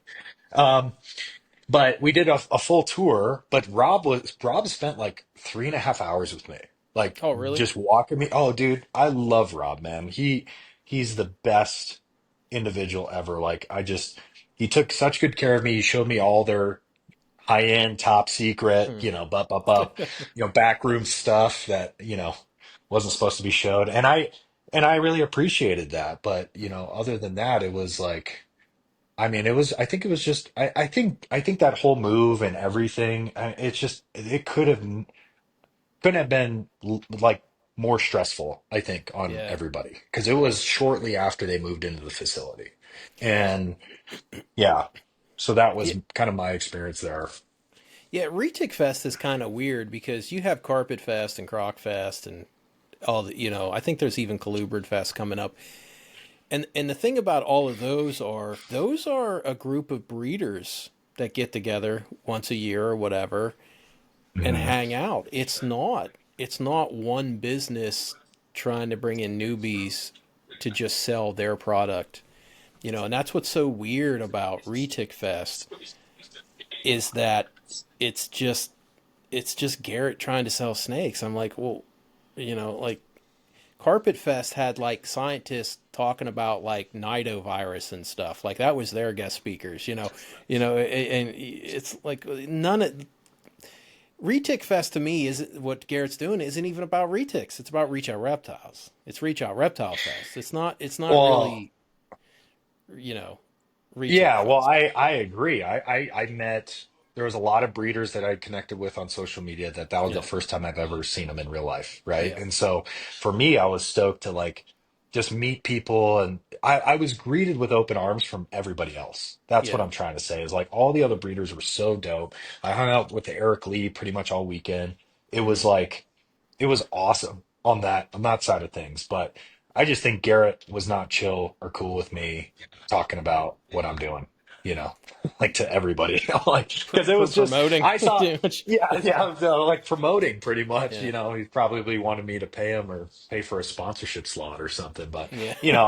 I literally showed up with a box of T-shirts and I just started handing them out. And but the thing is like I invested and from my perspective, it's like, listen, I paid Stewart Design, the Hmm. company that Garrett used to do his rebrand, Yeah. and Blake is good friends with Garrett. So it's like Hmm. I went to Garrett or to Blake. He got my business because of Garrett, Yeah. right? And it's like so, and I was a breeder tier, so I was paying $100 a month. I paid to not just bring myself, but bring a videographer, my Yeah. buddy out, to Retic Fest. So it's like I invested all this money in this like vision and this dream that I had because I spent so much time planning it out. And then I got there and it was like, I don't know. It was just I got the cold shoulder from Garrett. That's what I felt like. Because it's like, That's oh, weird. you're a competitor now, or you're legit because you have shirts, to hand out to people instead of Yeah. like, stupid little stickers. It's Yeah. like, oh, you've got shirts. And don't get me wrong, it's like, dude, these shirts are, 3 years old. They're still super comfy and I'm gonna keep promoting even on here, man. Like, come get a Yeah. shirt. So Yeah. Well, I mean, honestly, one thing I'm not even say who I told this to, but somebody who thought they were closer with Garrett than they were. And I said, Garrett doesn't have friends. He, in the second you're not making him money, you're not going to hear from him. The second he can't sell you something or you can't promote him, the second that you're not benefiting him financially, he's done with you. well, And and then that's the unfortunate piece to all this, yeah, Rodney, is like I just um and that's probably why I haven't heard from him in 2 years, is because he tried selling me a except when he tried to sell you a Coyote. Coyote. Yeah, it was a just going tag team just going effort. through the old numbers, like, maybe this person will buy a snake today. Go through the old waiting list that never Yeah. got reached out to. But no, yeah, I mean, because it was a tag team effort. Joe called me, then Garrett, and then I think Joe tried one more time to sell me on it, and I'm like, no, like I don't need another female Coyote. Sorry, That's like weird that they would try to I'm push a Coyote that hard. Like, yeah, I don't, you yeah. know what I mean? It's It was just it was too much. It was too forced, and I just said, hey Garrett, like no, like I'm doing my own thing. I'm set. And then what from was there, I he? didn't Yeah, whatever. was he offering you a good deal on it, or was it his like $50 off, or you know what I mean? Well, I forget what the price point was. I think it was, I don't know, $2,500, or I don't know, maybe it was 3 grand. I was like, no. And then I think he did drop the price, or Joe tried to drop the price on me, and I was like, no. Like I don't have the space. Like I'm not gonna Yeah, just take on animals just because they're cheap or discounted or whatever. It's like I'm set, right? And so um Anyway, yeah, I think I have to I might have to revive the uh the tour footage from Retic Fest. It's been a Oh, I'm while. sure. So I'm sure you'll get a call after this fucking hits the internet from who? from Garrett. Why? Oh, I'm sure. I'm sure he'll be reaching out to you. You think? Try. Yeah, oh yeah, try and do some damage control. Oh no, I mean, and once again, I want I mean, I've said it multiple times on this podcast, but Yeah, it's like um there's no damage control. I have no beef with Garrett. Like yeah, I haven't talked to him in 2 years, you know, and it's like I've been busy with my life. I've got a big family. I've got, 5 kids. So I'm extremely busy. And yeah, so yeah, even though I'm not a breeder tier patron. I don't even know if he has that anymore. Or, Here, on his live chats every week. It's like I've got no beef with the guy. And and once again, I just hope that he is able to pivot and adapt in business and make it through because I think there is a good times ahead here in the next, I don't know, 4 years. We'll see, right? But yeah. I think I think more people just need to be transparent in this industry, and we need to be able to call things for what they are, right? And if I'm in Garrett's shoes, looking at someone like me, right, that I do have a decent YouTube following. I've got 45,000 subscribers. I've got 4,000 followers on Instagram or whatever, but I'm not even producing anything, right? Like Yeah. I'm not like real true competition. Like I just show off what I'm kind of raising or whatever, but I'm in it for the long haul. So I know it's going to come back and it's going to pay off, but yeah, in terms of him doing damage control, I mean, it is what it is. People just haven't come out and said a lot of these things. This is all pretty common knowledge stuff. It's not Yeah, but the breaking conversation we're having now is a pretty common conversation I have with his former customers privately. You a know what I hundred mean? percent. 100. I've had I I've mean, had very similar conversations. it's not like I haven't had this conversation 10 times with 10 other people. You know what I mean? Right. Because eventually, one of the things that happens is, when you're new into retics, and you're in that reach out reptile space, eventually you start looking elsewhere. You start seeing what else is out there. And you start reaching out to other breeders. You start seeing other stuff, and that's just what happens. And I think that's what's one of the main things that's hurting Garrett so much is not interacting with other breeders, not trying to promote other breeders. 'Cause, I mean, I got to sit down and watch that whole video that he just put out yesterday. But just skimming through it, he had his new camera guy. He was talking about shady snake breeders, and the guy was like being shady, pulling snakes out of his pocket like they were drugs. They were like doing a whole skit, and I'm like, who's this shade for? You know what I mean? It's like you're not Yeah, gonna say, honestly, like who is though? Like that's my like who's yeah, doing that? Like no one's yeah. doing that. Yeah, but Yeah. it was all about it was basically the moral of the story was he's got the small bloodlines, other people are lying to you. It's like, you know what? Don't be a pussy. At least call out if there's some shady breeder doing shitty things, say their name. I say their names.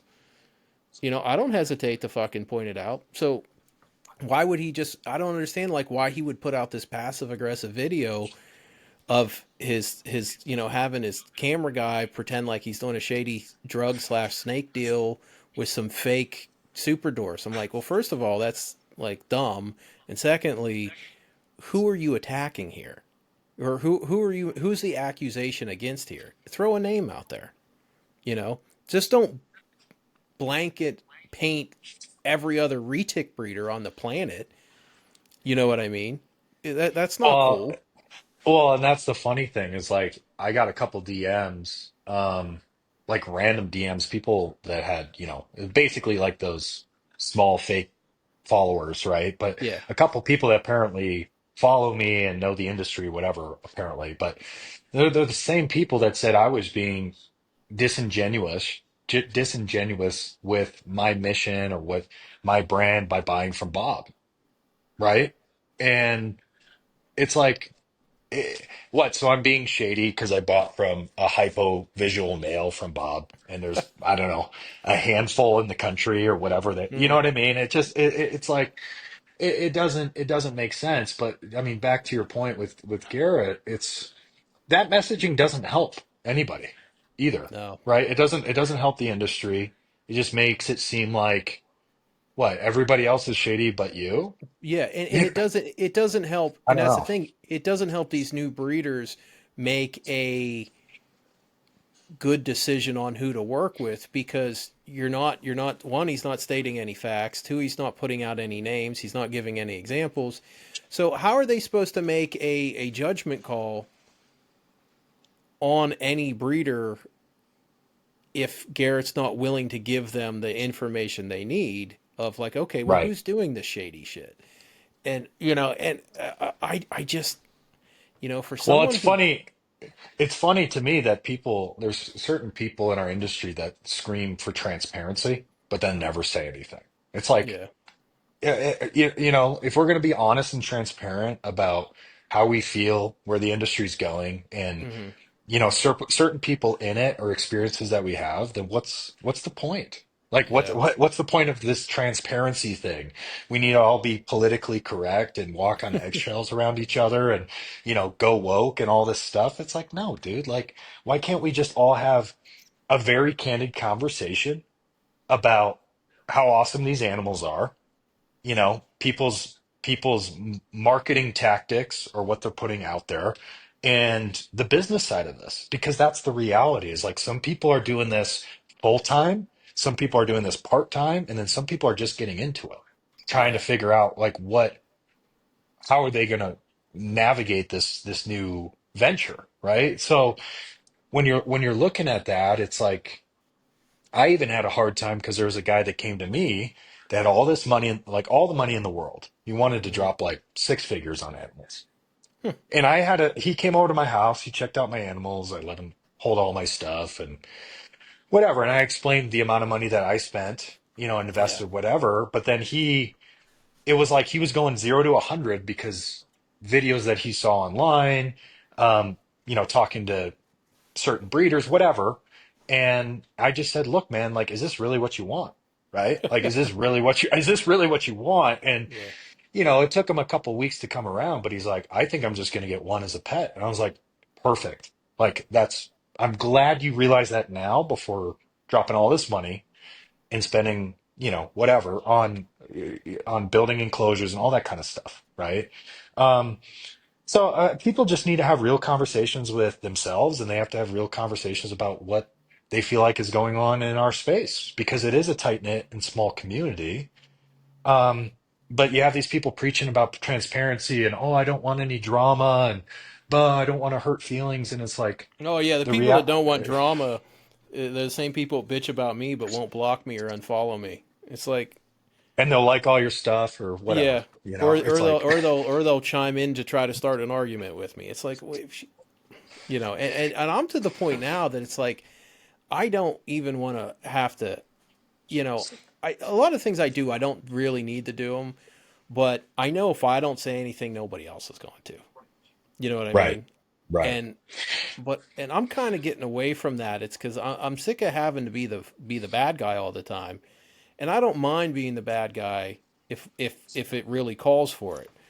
But I like the whole Garrett situation. I'm more just like I told you so now. You know what I mean? That's just kind of like my reaction. It's like, well, I told you so, but right. I just like the guy that hit me up that spent all that money with Garrett, and I'm thinking about this and I'm like, this is somebody who is really excited about this industry. And I feel like that's another damaging thing about the reach out reptile marketing is it kind of preys on these people that are actually really excited and have money to spend. Right, And then right. they get into this and they're in over their head They bought stuff that doesn't make sense, and then they dip out. It's like, you know, we want people coming into this industry that have fifty to $100,000 to spend. They 100%. need we 100%. they need one. They need to do more research before they start buying.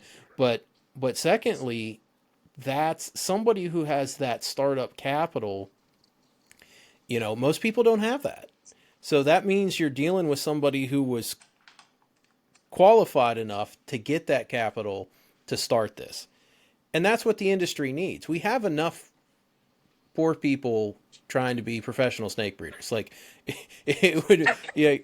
So you know, some Well, upper middle, some more upper middle class individuals would be a plus for the industry as a whole. well, the amount of money too. I mean, Yeah. we're not talking about corn snakes here. You know what I mean? It's No. like that's it's not $50 and $50 for the entry fee, right? No, and that's kind of the thing. Like, I don't know what happened with Farley, but Oh I, yeah, I, yeah.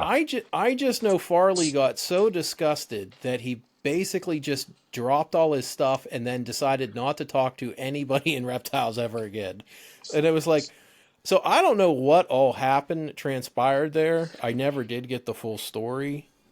I just know it didn't. I know it has something to do with fucking reach out. But I mean, Farley spent like upwards of 100K.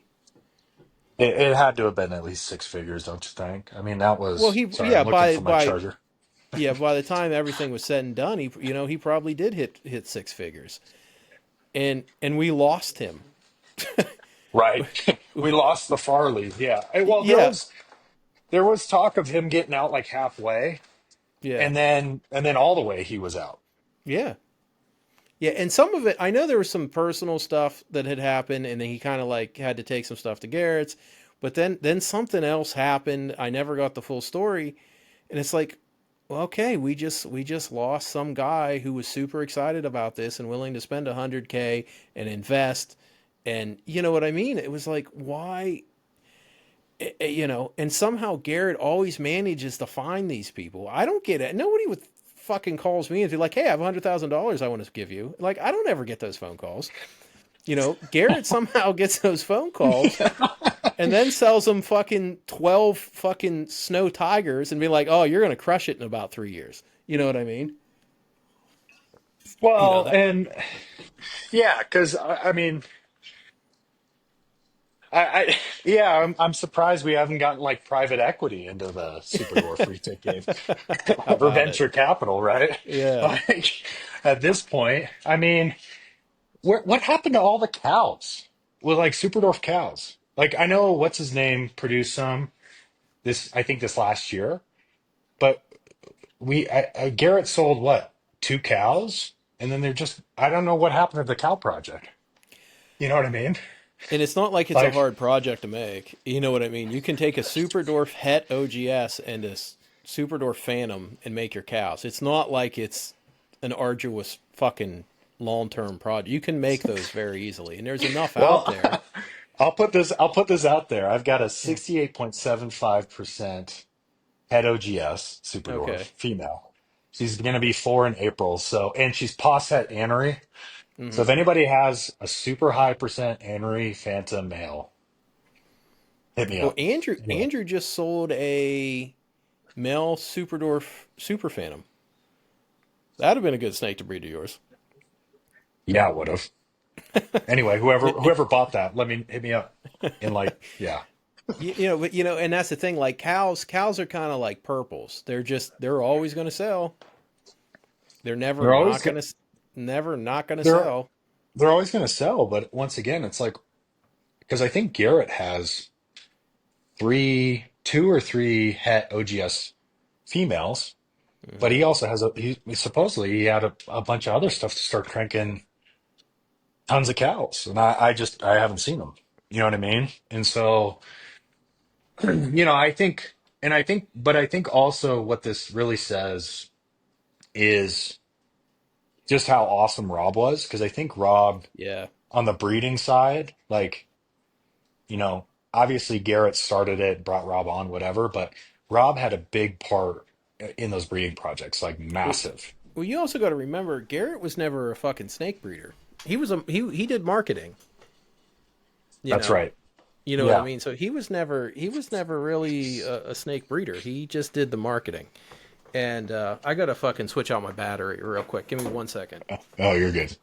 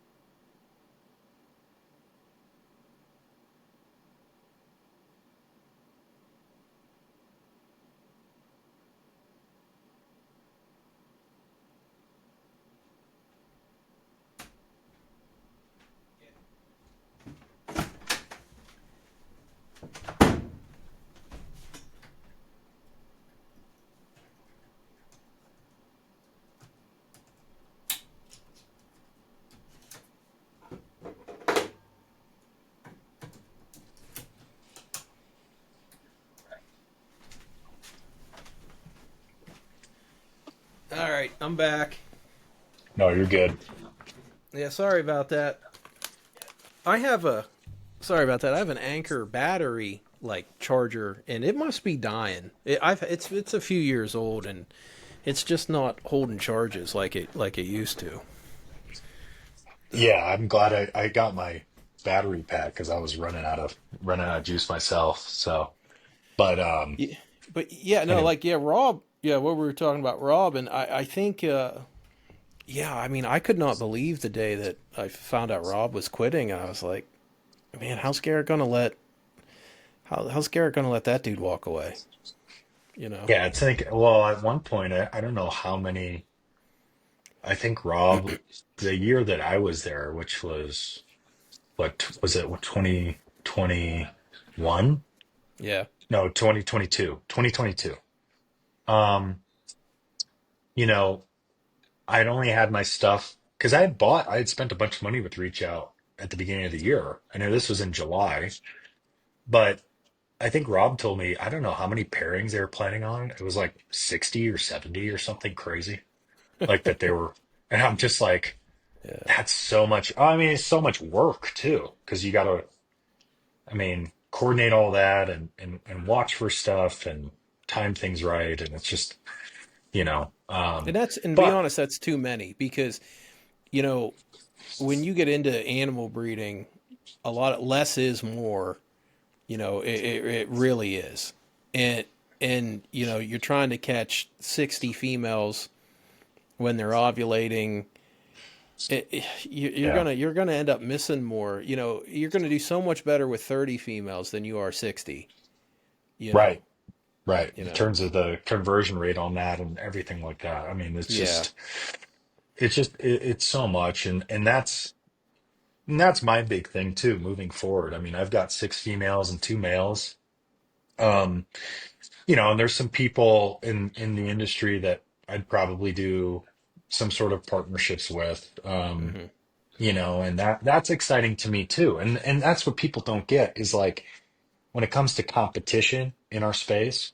Like Hmm. for instance, Eric Lee, I could quote unquote hate Eric Lee because he's working on the hypo project or whatever, right? Yeah. Um, but I talked to Eric a couple weeks ago, and it was like, dude, as you're working your hypo into super dwarf or dwarf stuff, and Hmm. different combos or whatever, I'm over here working my stuff into the Coyote. It's like, Yeah. dude, there's so many things we could do down the road that would be really cool, I think. And I know Eric, like my what I want to do for my kids is take, one of my pures, a pure super dwarf, Calto, whatever, and get some crazy jacked up male from Eric that's got 8 genes and whatever, right? Yeah. And have some sort of Easter egg party for my kids, with all the different stuff. Like that's something I just want to do just simply for fun, right? And so if you don't have some of that or some of those ideas or thoughts, and you're thinking about, what ingredients, quote unquote, to buy or to invest in to make stuff that you really want to see hatch, it's like there's not really a point to getting into this, right? And so, yeah, and that's even the exciting stuff about the your turn rate stuff, and Coyote really hasn't been messed with or played with that No, much, there's in not my been that much opinion. done with Coyote. It's been, And well, if you think about it, outside of Kalatoa, out of the dwarfs, I mean, there was some jam shit back in the day, but I mean, a little bit of jam stuff now, but I mean, there's really not been that much done no, no, like across the board. if you break it down, it's like mostly Kalatoa stuff or whatever. Yeah. That's pretty much it. And I really like your strategy, um, of taking the, mainland male or whatever, and kind of slowly shrinking it, taking it to more of kind of the medium dwarf size retics. Yeah. And instead of trying to play the game where your chances are lower potentially by taking a mainland to a tiny little super dwarf, right? So, um, I think the health of the animal is going to be better that way. And I think also just the overall product, or the end, those end babies are going to look that much better by going through, if it's the Philippine stuff, Ternate, Kaiwati, it's just different, right? It's Yeah, not, yeah, and it it's the gives same. you such a good opportunity to get some outcrossing, to get some fresh blood, to add some color, to add some pattern. You know what I mean? Because like if you're doing even say something simple, purple, like they all came from one snake, man. Which is they're all crazy to think they about. all came from one snake. There's been so much inbreeding. So, anytime you get a chance to do some outcrossing and add some fresh blood, I think it's really important. And if I'm willing to do these locality to mid-size retic crosses so people can have that visual animal to take into their super dwarfs, I mean, the people that don't utilize my work, well, that's on them. You know what I Right. mean? That's on them. Well, You I know. think they'd be dumb. I think for almost anything you're trying to create, because even I have a 93 point something percent super dwarf anery female, visual Hmm. anery female. And I picked her out of the entire clutch because she's got the thickest black Yeah. lines on her, right? And with the ternate stuff, that's just what I see, is like it's bringing that richness back to the different mutations, pattern mutations, color mutations. I think that it makes that, once again, the babies and all that stuff, it just makes them pop to just a different level than just run of the mill kind of Kalatoa over and over and over and over again. It's just that stuff it just gets washed out, right? Well. I mean, and Eric even is talked a little bit about some of his stuff, because Yeah. he's taken all these different, genes and, mutations, whatever, and kind of smashed them all together and used mostly, I think, Kalatoa stuff or Hmm. whatever. And he's even told me it's like he wants to outcross to bringing that contrast back, right, and Yeah. bringing Well. those blacks back. Yeah. Him and Andrew just did a. They just hatched out ternate head ocelots. I saw that. That's You, going to be nuts. you know what I mean? So it's like Eric's put so much time and effort into these high percentages, and now he's starting to add other localities. And I mean, Smart. he's already fucking light years ahead of people on percentages, you know. Yeah, yeah, he's killing everybody from every Yeah. angle now. Like that's what it Yes. feels like. So, and I just, and I try not to push my localities as, as kind of like a sales pitch, but I'm sorry if you want to make your snakes look better, I can help you with that. You know what I mean? I I can can fix sell. that. Yeah, I can fix it. If you need thicker black, I can fix that. You need more color, I can do that too. You know what I mean? I can do that. And Well, I think people are so stuck on um calato or percentages or super tiny yeah. and all this different stuff where I think we've gotten to kind of not the threshold per se, but I think we've gotten kind of close in terms of where the percentages are currently at in the market and Hmm. how things look with that, like the Yes. quality per se. And I think it's a diminishing kind of return and cascade now where, you take something that's 50% or, 60% or whatever, and you just keep running it back to a brown snake. Let's be honest, right? It's Yeah. like it's a brown washed out snake. Yeah, it might get a little bit, it might quote unquote stay a little bit smaller long term, but you also have to raise that thing for how many years to see its full potential and look at it every day, right? Yeah. Like let's be honest for what it is. And so I think people need to start opening their imagination and their thought process to, okay, I really love this certain morph or this certain mutation, whatever. I want to make it look just unique to what I'm doing, right? Hmm. Or some, or and then from you might not get that right off the bat, obviously, but then it's like you pick out of the litter. You get your pick out of the litter and say, hey, I want to chase this certain look potentially, or whatever, and then you can run from there. But I think people have just been so stuck or indoctrinated with, oh, I just need, just because it's high percentage or just because it's this, it's going to be the best. And it's like, no, I don't think so. I think the future is what snakes look the coolest, you know? Well, and the other thing I really push on new breeders is the concept that whatever the morph is, chances are it's reducing some aspect of color or pattern. So you're always, shaving off a layer of something that you don't Yes. have to work with in the future.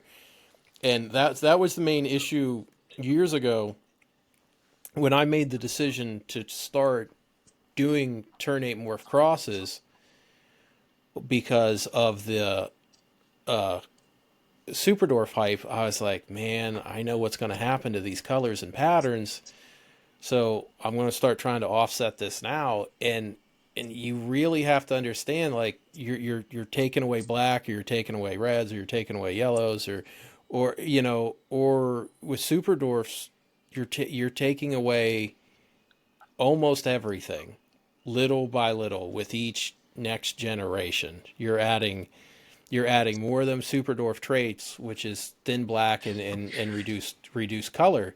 So I just think it's super important to kind of offset that with other locality traits, and that's starting to catch on. That really is starting. People are starting to understand that a little bit more, because when you look at anthrax, very few people look at anthrax and tell you, oh, this is a gene that reduces black. But that's what it does. Right. Anthrax is a really cool gene, but, visually when you look at it, the first thought into your mind isn't like, oh, this is a back pattern reducing simple recessive trait. That's not, it's far from your first thought. You're like, oh, wow, this is really neat. But when you look at it and you really think about, okay, what does this gene actually do? Well, what it does is it basically reduces back pattern. So that means once I put it into the albinos, I'm not going to have enough black for the purples or the endocarmals to get the contrast pop that I need against the oranges, yellows, and whites. And and that's kind of how I look at stuff. Over the years, I've really kind of trained my brain to really analyze, functionality of morphs. And I think if the more people start to look at it that way, I think we're going to see a significant improvement in the overall aesthetic value of what's getting produced. I really do think stuff is eventually, maybe sooner rather than later, going to start getting nicer. I think so too. And I really hope it comes through and it happens. Because once again, at the end of the day, it's like we've got a lot of new people. Well, I shouldn't say a lot. We got new people coming into this industry, Yeah. and what we really want to do is we want to retain people as well, right? And so Hmm. it's not just the business side, but once again, I think the aesthetic side is like you want to have really nice stuff. Like people want to have really good looking stuff, and so when you hold up a ternate or a ternate cross to a different cross, or Superdorf cross. I mean, Hmm. it's pretty blatant in my Yeah. opinion, especially this that I've seen off your page and everything like that. When if it's the Sunfires or the the Tiger stuff, it's just throwing wacky patterns, which is it's just different. It's really different, and I think everybody needs to focus on kind of specializing in that way where Yeah. you see something and you focus on it and you don't get distracted by the next shiny thing or this person's shiny thing over here. Oh yeah, yeah, and it's so It's easy. It's crazy. so easy as a new breeder to get distracted by something that's popping out kind of new and looks good, and yeah, it's like, oh well, maybe I should start this project. It's like, well, you got three other projects you already bought into. Why don't you finish one of them and Can then we see some of these through, please, for all of us, for all of yeah, our sakes? Like, yeah, you know, um, so anyway, I mean, well, and once again, I'm very optimistic about where the industry's going, right? Like, Um, I think it's really cool to see people doing partnerships or loans with each other, making things happen faster and taking advantage of some of the new things that we're seeing, some of the new things we're finding. And, for me, it was like by the time I think it was good that it took me 3 years to get my hypo male because by that time, Ocelot had kind of not run its course because obviously there's still a lot more potential with it. But it was like the hype with the Ocelot had kind of come down a little bit. Obviously anthrax people haven't really touched still. And for me, I was like, I just want something that's maybe just different. I yeah, just want to do something that's different that's not your run of the mill project. I don't know how they're going to look. I don't know how a platinum tiger coyote is going to look. You know what I mean? Like there's not enough, I think, data out there for no. some of the different things that A long I time want to do. ago, some got made, and I had one, and it was really pretty. A dude out in Ohio, like this was a long time ago. He had produced some platinum coyote stuff, and it was really pretty animals. Well, I So, know, I know Garrett did a Sunfire, I think it was a Sunfire Platinum Kalatoa Coyote cross or something, hmm but they had a little bit of Coyote in it, maybe 25% or something, but man, those freaking popped like the yeah, orange. And I don't know whatever happened to those. Like we don't see a lot of this stuff that's like yeah, I been know it's sold weird. It's just it just kind of disappears.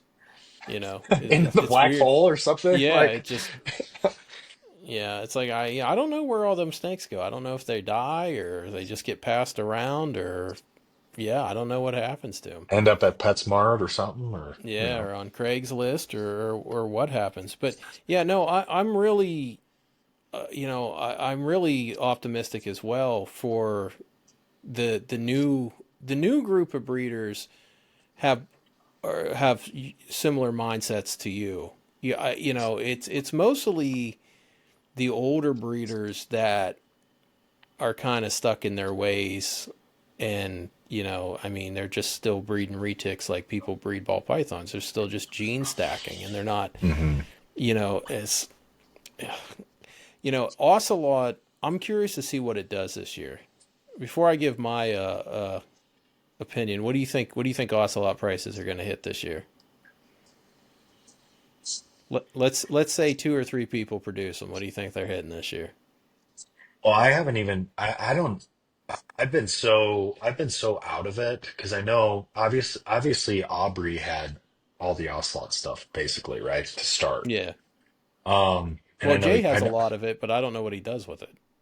Well, that's the other thing. It's like he produces 1,000 clutches a year, and Yeah. 99% of it you don't know where it goes. But anyway, um, yeah, I know there was some beef between you and Aubrey too, right? But with the whole whatever. But Well, he vowed to destroy me, I remember and that post, and then I don't think I've seen or heard of him since. But no, he sold some snakes for me because there's his whole because you want to talk about a fucking brilliant business plan.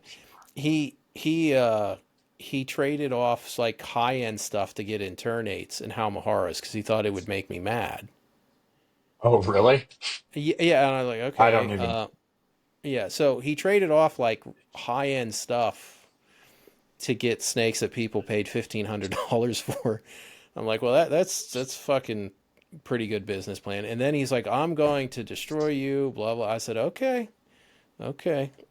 He didn't know that ternates only lay like 6 eggs. I was like, you better get an awful lot of female ternates. And then he bred a male ternate to a lavender motley, and he said, I'm going to give all these away unless you publicly apologize to me, Gavin, and some other. I'm like, I'm not doing any of that. Like, so I don't care. Like, if you want to make, if you want to, if Gosh. you, if you want to waste your time breeding snakes to give them away, knock yourself out. And he's like, well, you do this and we'll be cool. You just apologize and blah blah. He wanted me to like bend the knee, and I'm like, Aubrey, like you do not like do you not know like I'm okay with people not liking me. Like everything about my behavior should tell you that.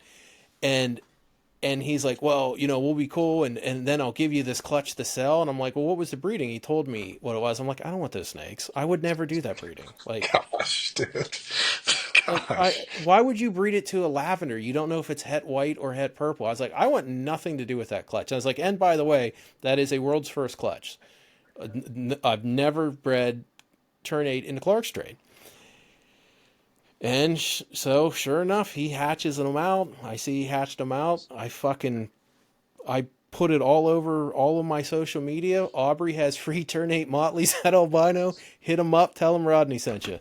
And yeah, those snakes went right away. And then he had to send some to Gavin, and Gavin's trying to sell some on Morph Market at $900 a piece. After he told everybody they'd be free. And I'm like, what are you doing? Like, why would you waste your like, dude? Here's the thing. It's such a strange thing, man. Yeah, but like to try to put that much energy into hurting someone, you're only going to hurt yourself. You know what I mean? Like, it's like I'm just going to do things out of spite. Okay, well, you're probably going to end up doing more damage to yourself than the person you're trying. Like, do you think Garrett did more? Who had the most damage done to them by Garrett sending that ternate to Samson? That Um, destroyed Garrett's fucking reputation. Just well, and it's never he came put back. well he because I like I said I've been so busy I haven't even tapped into what Garrett's doing recently at all. Yeah, But with that whole situation, I mean, I do remember seeing some sort of apology video on Instagram and then another YouTube video, yeah. but I don't but yeah, since that point, I think there was a lot of damage that did happen, Oh, like massive, because massive damage. He never recovered for that, and he can't because when when you create such a squeaky clean image, it doesn't take much to it's just one little blemish, and that squeaky clean image is gone.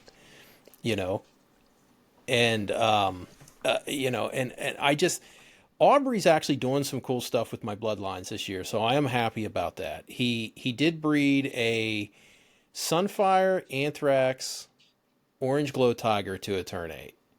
So I'm like actually really excited to see that clutch.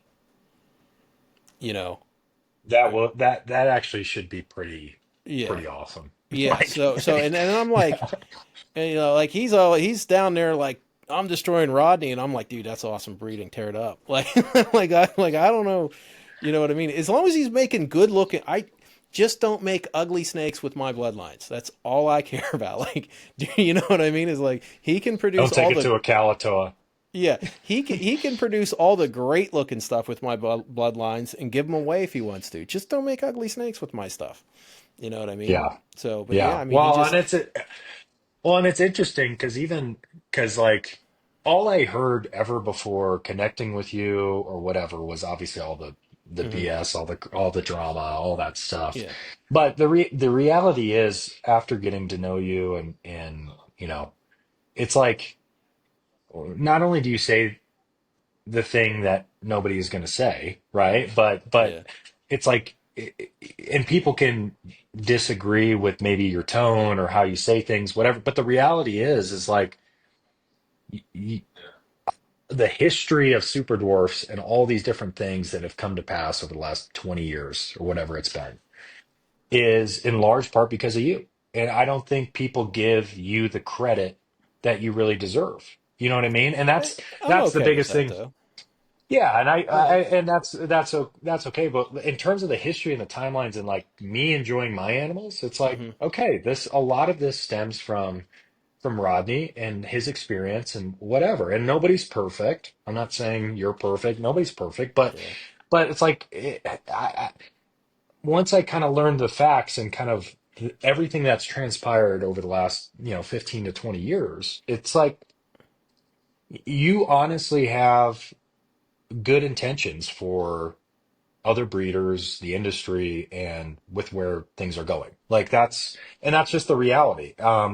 And with how I've been operating or how I've been communicating with people, it's like anytime I see somebody's new clutch, it's like I'll throw it on my story, right? yeah, If it's Lucas or Eric or whatever, it's like I've sent I don't know, maybe I should ask for an affiliate link or a commission at this How point. about But it? Yeah, it's like, I've sent a bunch of customers to, different breeders and it's because it's like, okay, I know this guy is producing this and you're looking for this. Let me match you up. I don't have yeah, that. I'm not producing that. So it's like a common courtesy, a common business thing, but people need to stop looking at this like this is a giant competition and you got all these competitors and everything.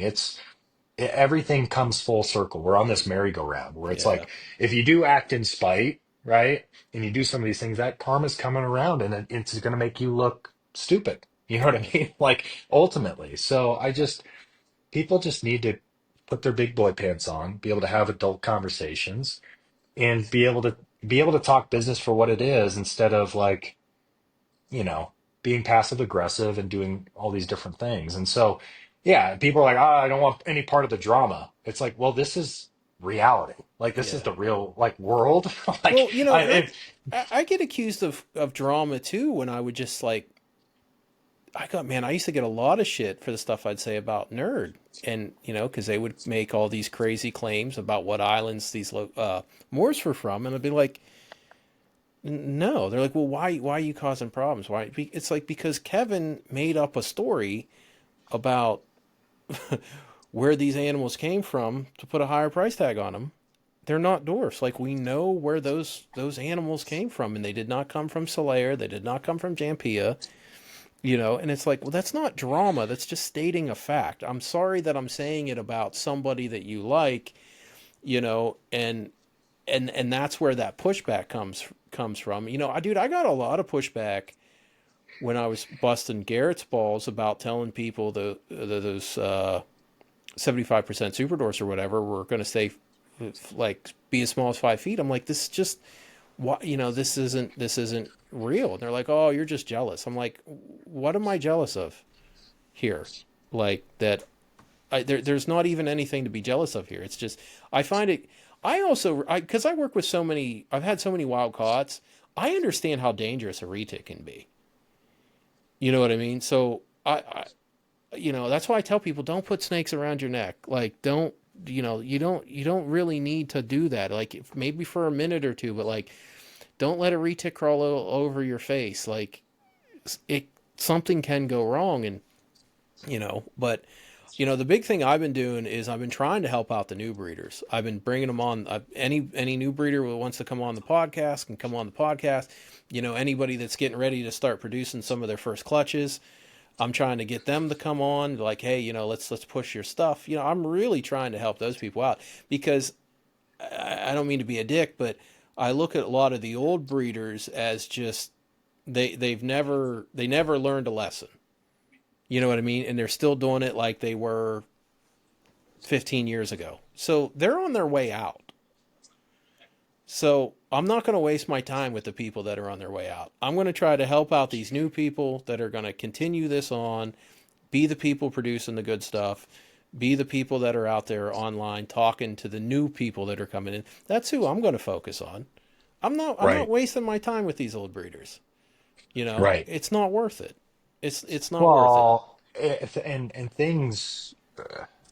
I mean, things I think have just been so antiquated for so long when Yeah. it comes to how people sell. Oh, I don't Mhm. need the social media. I don't need to put my face out Okay. there. It's like I from Yeah. day one, that was my big concern was like, okay, cool. Like I've got these animals, whatever, but what happens if I'm sitting on Yeah.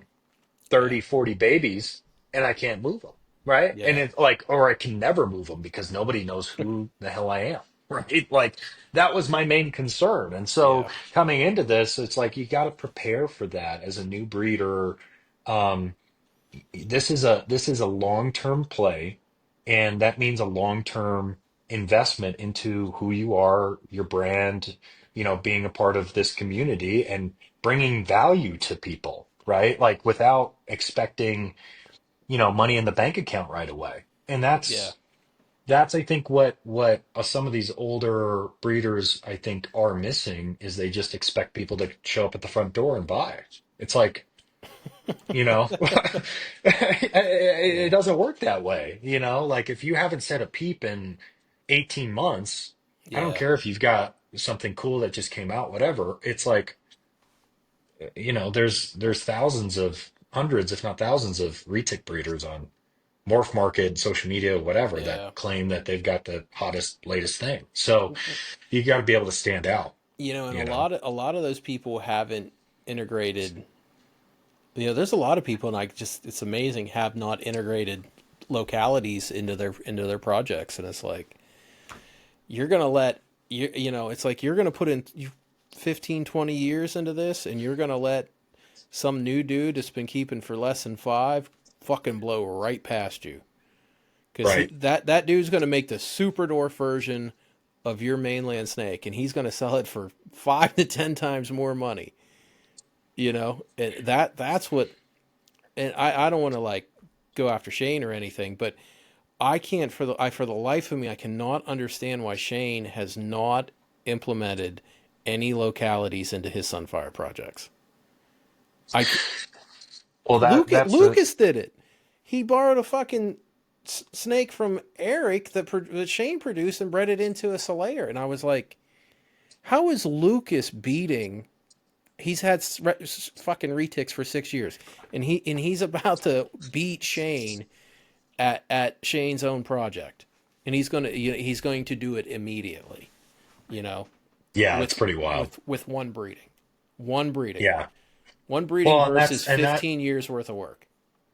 yeah. Well, it's once again, I mean, I think you have to, you have to be self-aware and you also have to know kind of what's going on out in the marketplace too. I Yeah, mean, I know I don't know Shane that well. Obviously he's got he's a some really nice cool dude. animals and stuff, Yeah, he's a nice and dude, but I've never talked to him, but and I think he's clearly done well, yeah, with what he's doing. But I think coming back to just the color thing, I think Yeah. he probably just thinks that he's good on color or local, he's good on what he's got. But I don't Until he know. sees Like, what somebody else does. You know what I mean? And that's where it's going to be like, it's like I cannot, like, that's a specific example of a breeder who's put in a lot of time and a lot of work that's going to let newbies pass them up. You know what I mean? yeah, And right, and, and an right. Indo Sunfire Ternate is going to smoke all his stuff. You know what I mean? A Solaire Sunfire whatever is going to smoke his Sunfires. It's just going to, because you got more color, you got more pattern, you have and those traits from those localities work so well with how the Sunfire gene affects color and side pattern. It's not rocket science, and I just, yeah, it's, and Lucas is gonna took all Shane's hard work and was like, well, here's the better model. It's just like, come on, Shane. That's super interesting. That's super interesting. And I know he did like a hybrid. Didn't he do a hybrid something too? Yeah, He something brought in. stupid. Yeah, I got in an argument with him about it.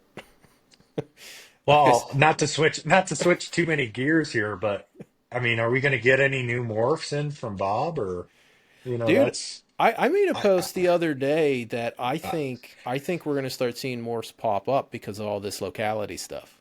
I have, and I don't talk about it, I have three potential new morphs in my collection right now. no That way. Yeah. I have I have this weird thing that popped out of my yellowhead project. This is the second or third time. Every time I've got this snake, it's been small clutches, and I've like had to. I've been able to reproduce this. Now I don't know if it's polygenic or if it's an actual morph, but I would compare it. It's like a more vibrant version of the citrus morph. If you Okay. Yeah. Then I have this weird striped out, goofy back pattern thing that popped out. And then I have this other animal that came out of a clutch. It might be polygenic, I don't know, but she looks. The best way to describe her is in between a platinum and a sunfire. It's Interesting. she's got traits of both. So I have three. Those are all three females that I'm working on, and I've popped out that yellowhead project too. None of them made it, but I've produced three motleys from that project. Really? Yeah, with no Really? motley. Yeah, no motleys. Well, we're seeing more and more, and once again, I think some people are. I mean, I don't know what's kind of real or what's not over there on the islands, but it seems like more and more stuff is Yeah, wild caught or whatever. You know what I yeah. mean? Like, Oh I don't yeah, know how much of that is legit or not, but it seems like stuff's popping up. And obviously we have what Aztec now, and we've got some different things, but I'm just curious. I don't know if there's anything in the pipe with Bob, but yeah. Hopefully you he know, finds some new stuff in his collection. yeah. That would be nice. But no, I just think we're gonna start seeing it. I know there's See, a and that right there is like that's just another reason why people yeah. need to get into this, You you know, know? with the ternates, I proved out three color phases. You know what I mean? It's Wow. like, you know, and am I losing you? I know we're good. We're back. Okay. Um, and the amount of variation I've seen in color and pattern, I just think we're gonna start seeing morphs. I honestly believe that we're gonna start seeing morphs just popping up out of clutches randomly. Well, and I think once again, I think everybody it gives everybody new hope and Yeah, optimism when stuff like that comes in because I mean, there's already so much to do, yeah, right? At least that's how I feel. And if people have lost that optimism, like I just challenge them to really look at what is actually being produced hmm, and what they might think has been produced or is being produced. Because I think a lot less has happened versus like 4 or 5 years ago. I was like, oh, all these projects are going to be done by the time I start producing, and I'm going to be like fighting against 10 other people. And the reality is like, it's just not the case unless there's a bunch of random secretive basement breeders that are going to be cranking stuff out and pop out of the woodwork, but I highly doubt it. And even if Right? they do, it doesn't matter because they're a basement breeder, so they're pumping out a couple clutches. They're not pumping out fucking 20 clutches. They're pumping Mass out, producing and stuff like that. they're Yeah. pumping out maybe five on the high end. So it's not. I mean, we do have a limited. The demand is pretty limited, and our supply is too high based on the numbers I'm seeing on Morph Market. But there, I mean, the supply of selectively bred animals that are standing out against the mediocre stuff, that supply, that's not a very high number. You know what I mean? There's not that much selective breeding happening, and the selective breeding that is happening, these are all like future projects that we're not really selling that much of. So I do think, that it is a possibility to, in your situation, to be just fine with your collection and being able to sell it because, like you said, you know, 5 years ago, where we were at with Super Dwarfs, you think we would be light years of where we're at today, and it just didn't happen. I'll give you another example. I don't want to do it, but no one else is doing it, so I talked to Andrew about it. We're probably going to start a yellowhead Super Dwarf project. Dude, people love yellowhead. Interesting. People They love do. yellowheads, and I've been working on a yellowhead project. My yellowhead project started. I got a Bali back in like 2000, whatever. I bred a purple to it. I was going to start a purple Bali project. I kind of let that go, but kept a female and took those genetics into the Indo Caramel, and I basically have now separated the yellowhead traits from the Bali blood. So, I'm not sure exactly how that functions, whether it's simple recessive or I really don't think it's polygenic. I really think yellowhead's an actual morph based on what I'm seeing. Interesting. Based on what I'm seeing, so whether it's a morph or it's polygenic, I know for a fact that I can reproduce it with some pretty good accuracy. So I'm actually working on that, and it's like, okay, well, the yellowhead trait doesn't just make it yellow. It just doesn't give it a yellow head. It actually underneath on the belly scales, like the first like third of the snake is or quarter of the snake is actually bright yellow too, and it really lightens up the entire body of the snake. So Interesting. just by starting a yellowhead super dwarf project, I could significantly change the look of a super dwarf, and put a yellow head on it, put some better silvers on it, put some more yellow on it, just by that. So if anybody out there watching this is listening, start the project so I don't have to. Go get a yellowhead and go get a yellowhead and breed it to a super dwarf so I You don't you have to do. you resurrect all the projects that people have talked about but have never done. Yeah, Right? dude, Like I've started so many projects and then just like didn't finish them. Most of the purple anthrax stuff, that's all from like 6 snakes I produced like 12 or 14 years ago. I which started a is crazy. I started a purple anthrax project and kind of sold them off because I was like, I'm not going to work with Clark strain anymore. So I basically just got rid of everything that was Clark strain. And I like an idiot, I sold off my double het projects, and like a lot of the purple anthrax and orange glow anthrax, those are all from like six double hets that I think I made in like 2012 or something. Like Wow. it was those snakes, and it was those snakes that people got and produced and made the double visuals, and then those went out. Yeah, and like a lot of that project was from like 6 snakes. you know. That's well, and that, like I said, I mean, I haven't gotten to that point where you have holdbacks, Yeah. right? But I know, there is strategy to it all, Yeah. and that's the other thing is like people might get to the point of breeding and actually creating some cool stuff, but then holding on to that stuff, Yeah. I think is a different part of the game, right? Different part of the business where you really got to be strategic and you really have to be like I said, kind of disciplined when it comes to some of the projects that you're working on so that you can see these things through, right? Um, and then you always you have the risk of if you're selling part of the clutch or whatever, somebody beating you to your own game, right? Too. Yeah. So See, it's I don't worry about that. I don't worry about somebody beating me to a visual. I want to make I don't care if you beat me to the visual. I just want my visual to be better looking than your visual. Like that's what matters to me. Like that's I'm not a competitive person, but that's the one thing that I'm trying to do. Like if whatever it is I'm working with, I want to make the nicest possible version of it, you right, know. right. And, Which makes sense. Yeah. I mean, yeah. that's and like we've talked about at length already, it's that's where that's where I want to see my stuff go. I Mhm. mean, and that's I think where most smart people should focus on is like how do you just make the best looking stuff, right? Yeah. Like how do you really look at it like kind of a scientist on the color piece or pattern piece Yeah. and some of these different parts of it, right? Yeah, and it's not the morph that's going to get you there. No. You know what I mean? No, no, no, it's not. It's the traits you give that morph to work with that's going to create that look you want.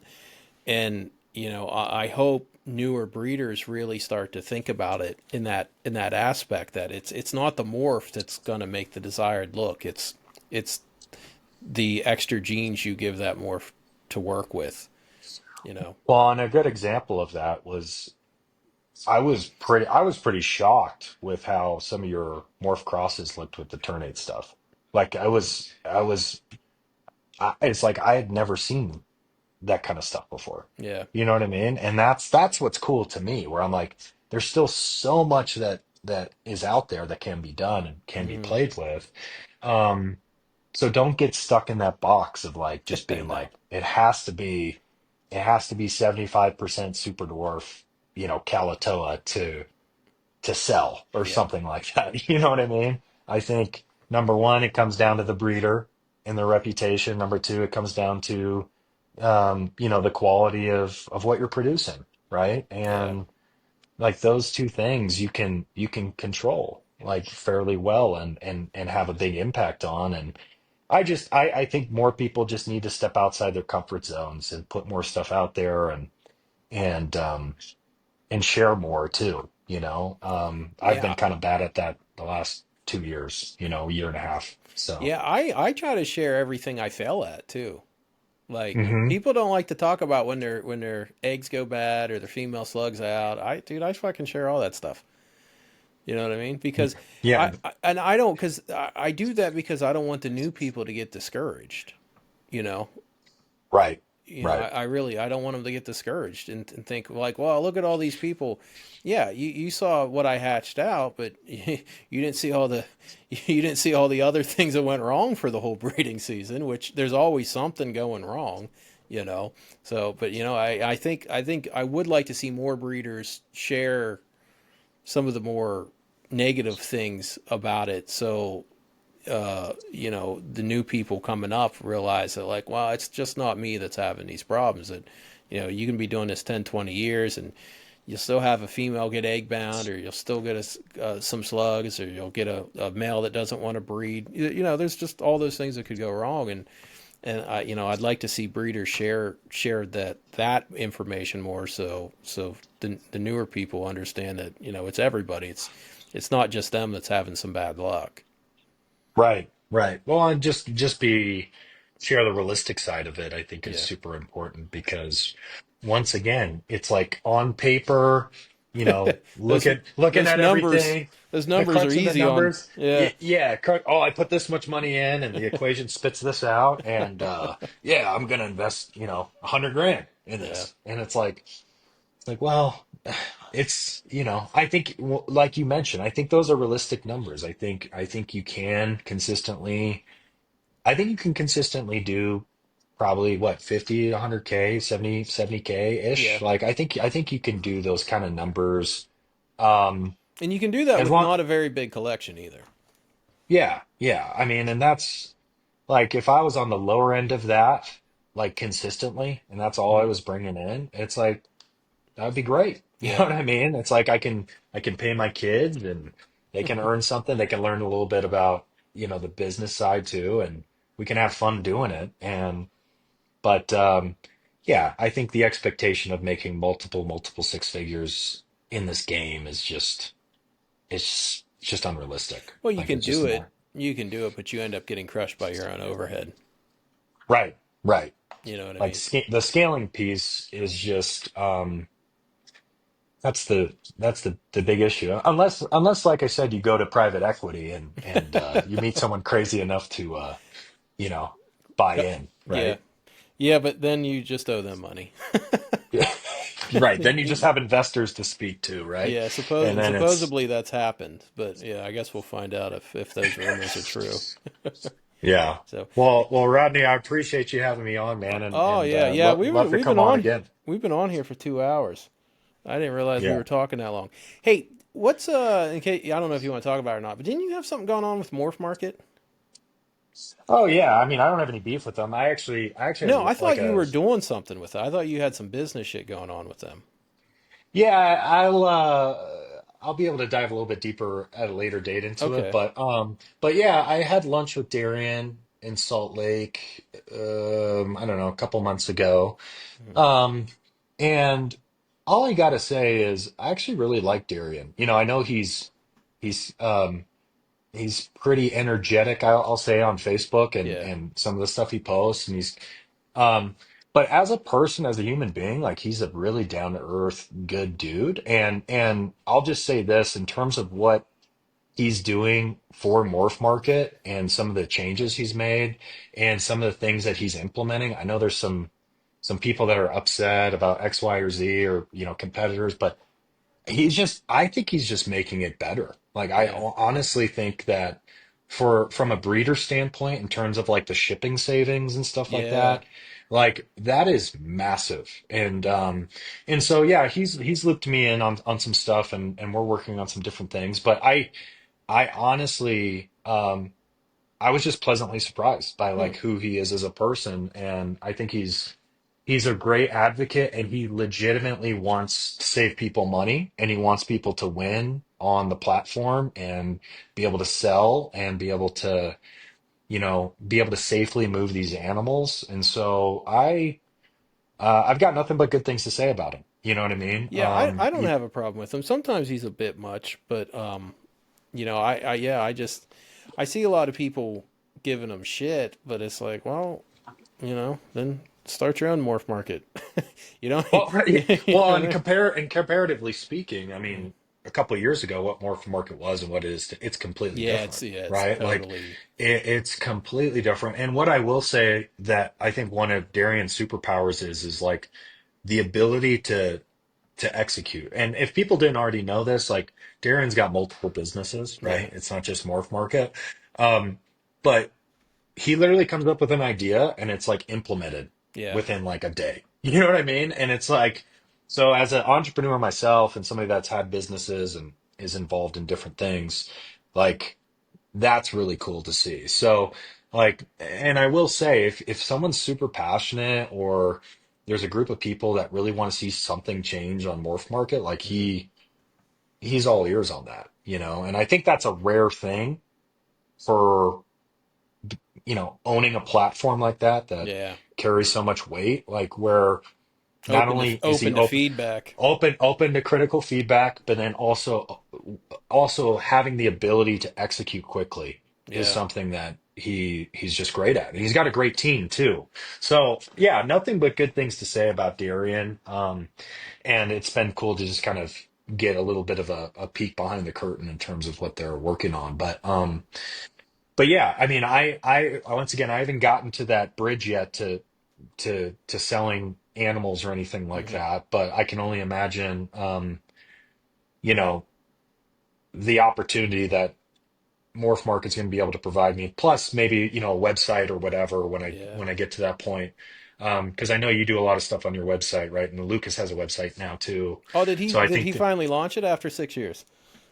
oh, maybe. I don't know. I heard on his podcast he was working on it. So, Yeah, maybe, yeah, yeah. So maybe that's just yeah. that's been shuffled to the back of the line again. I don't know, but I love Lucas. He's a good dude.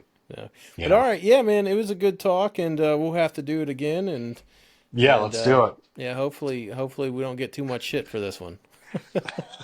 So Well, I mean, we'll see, man. yeah, We say it how it is, I guess, you yeah. know.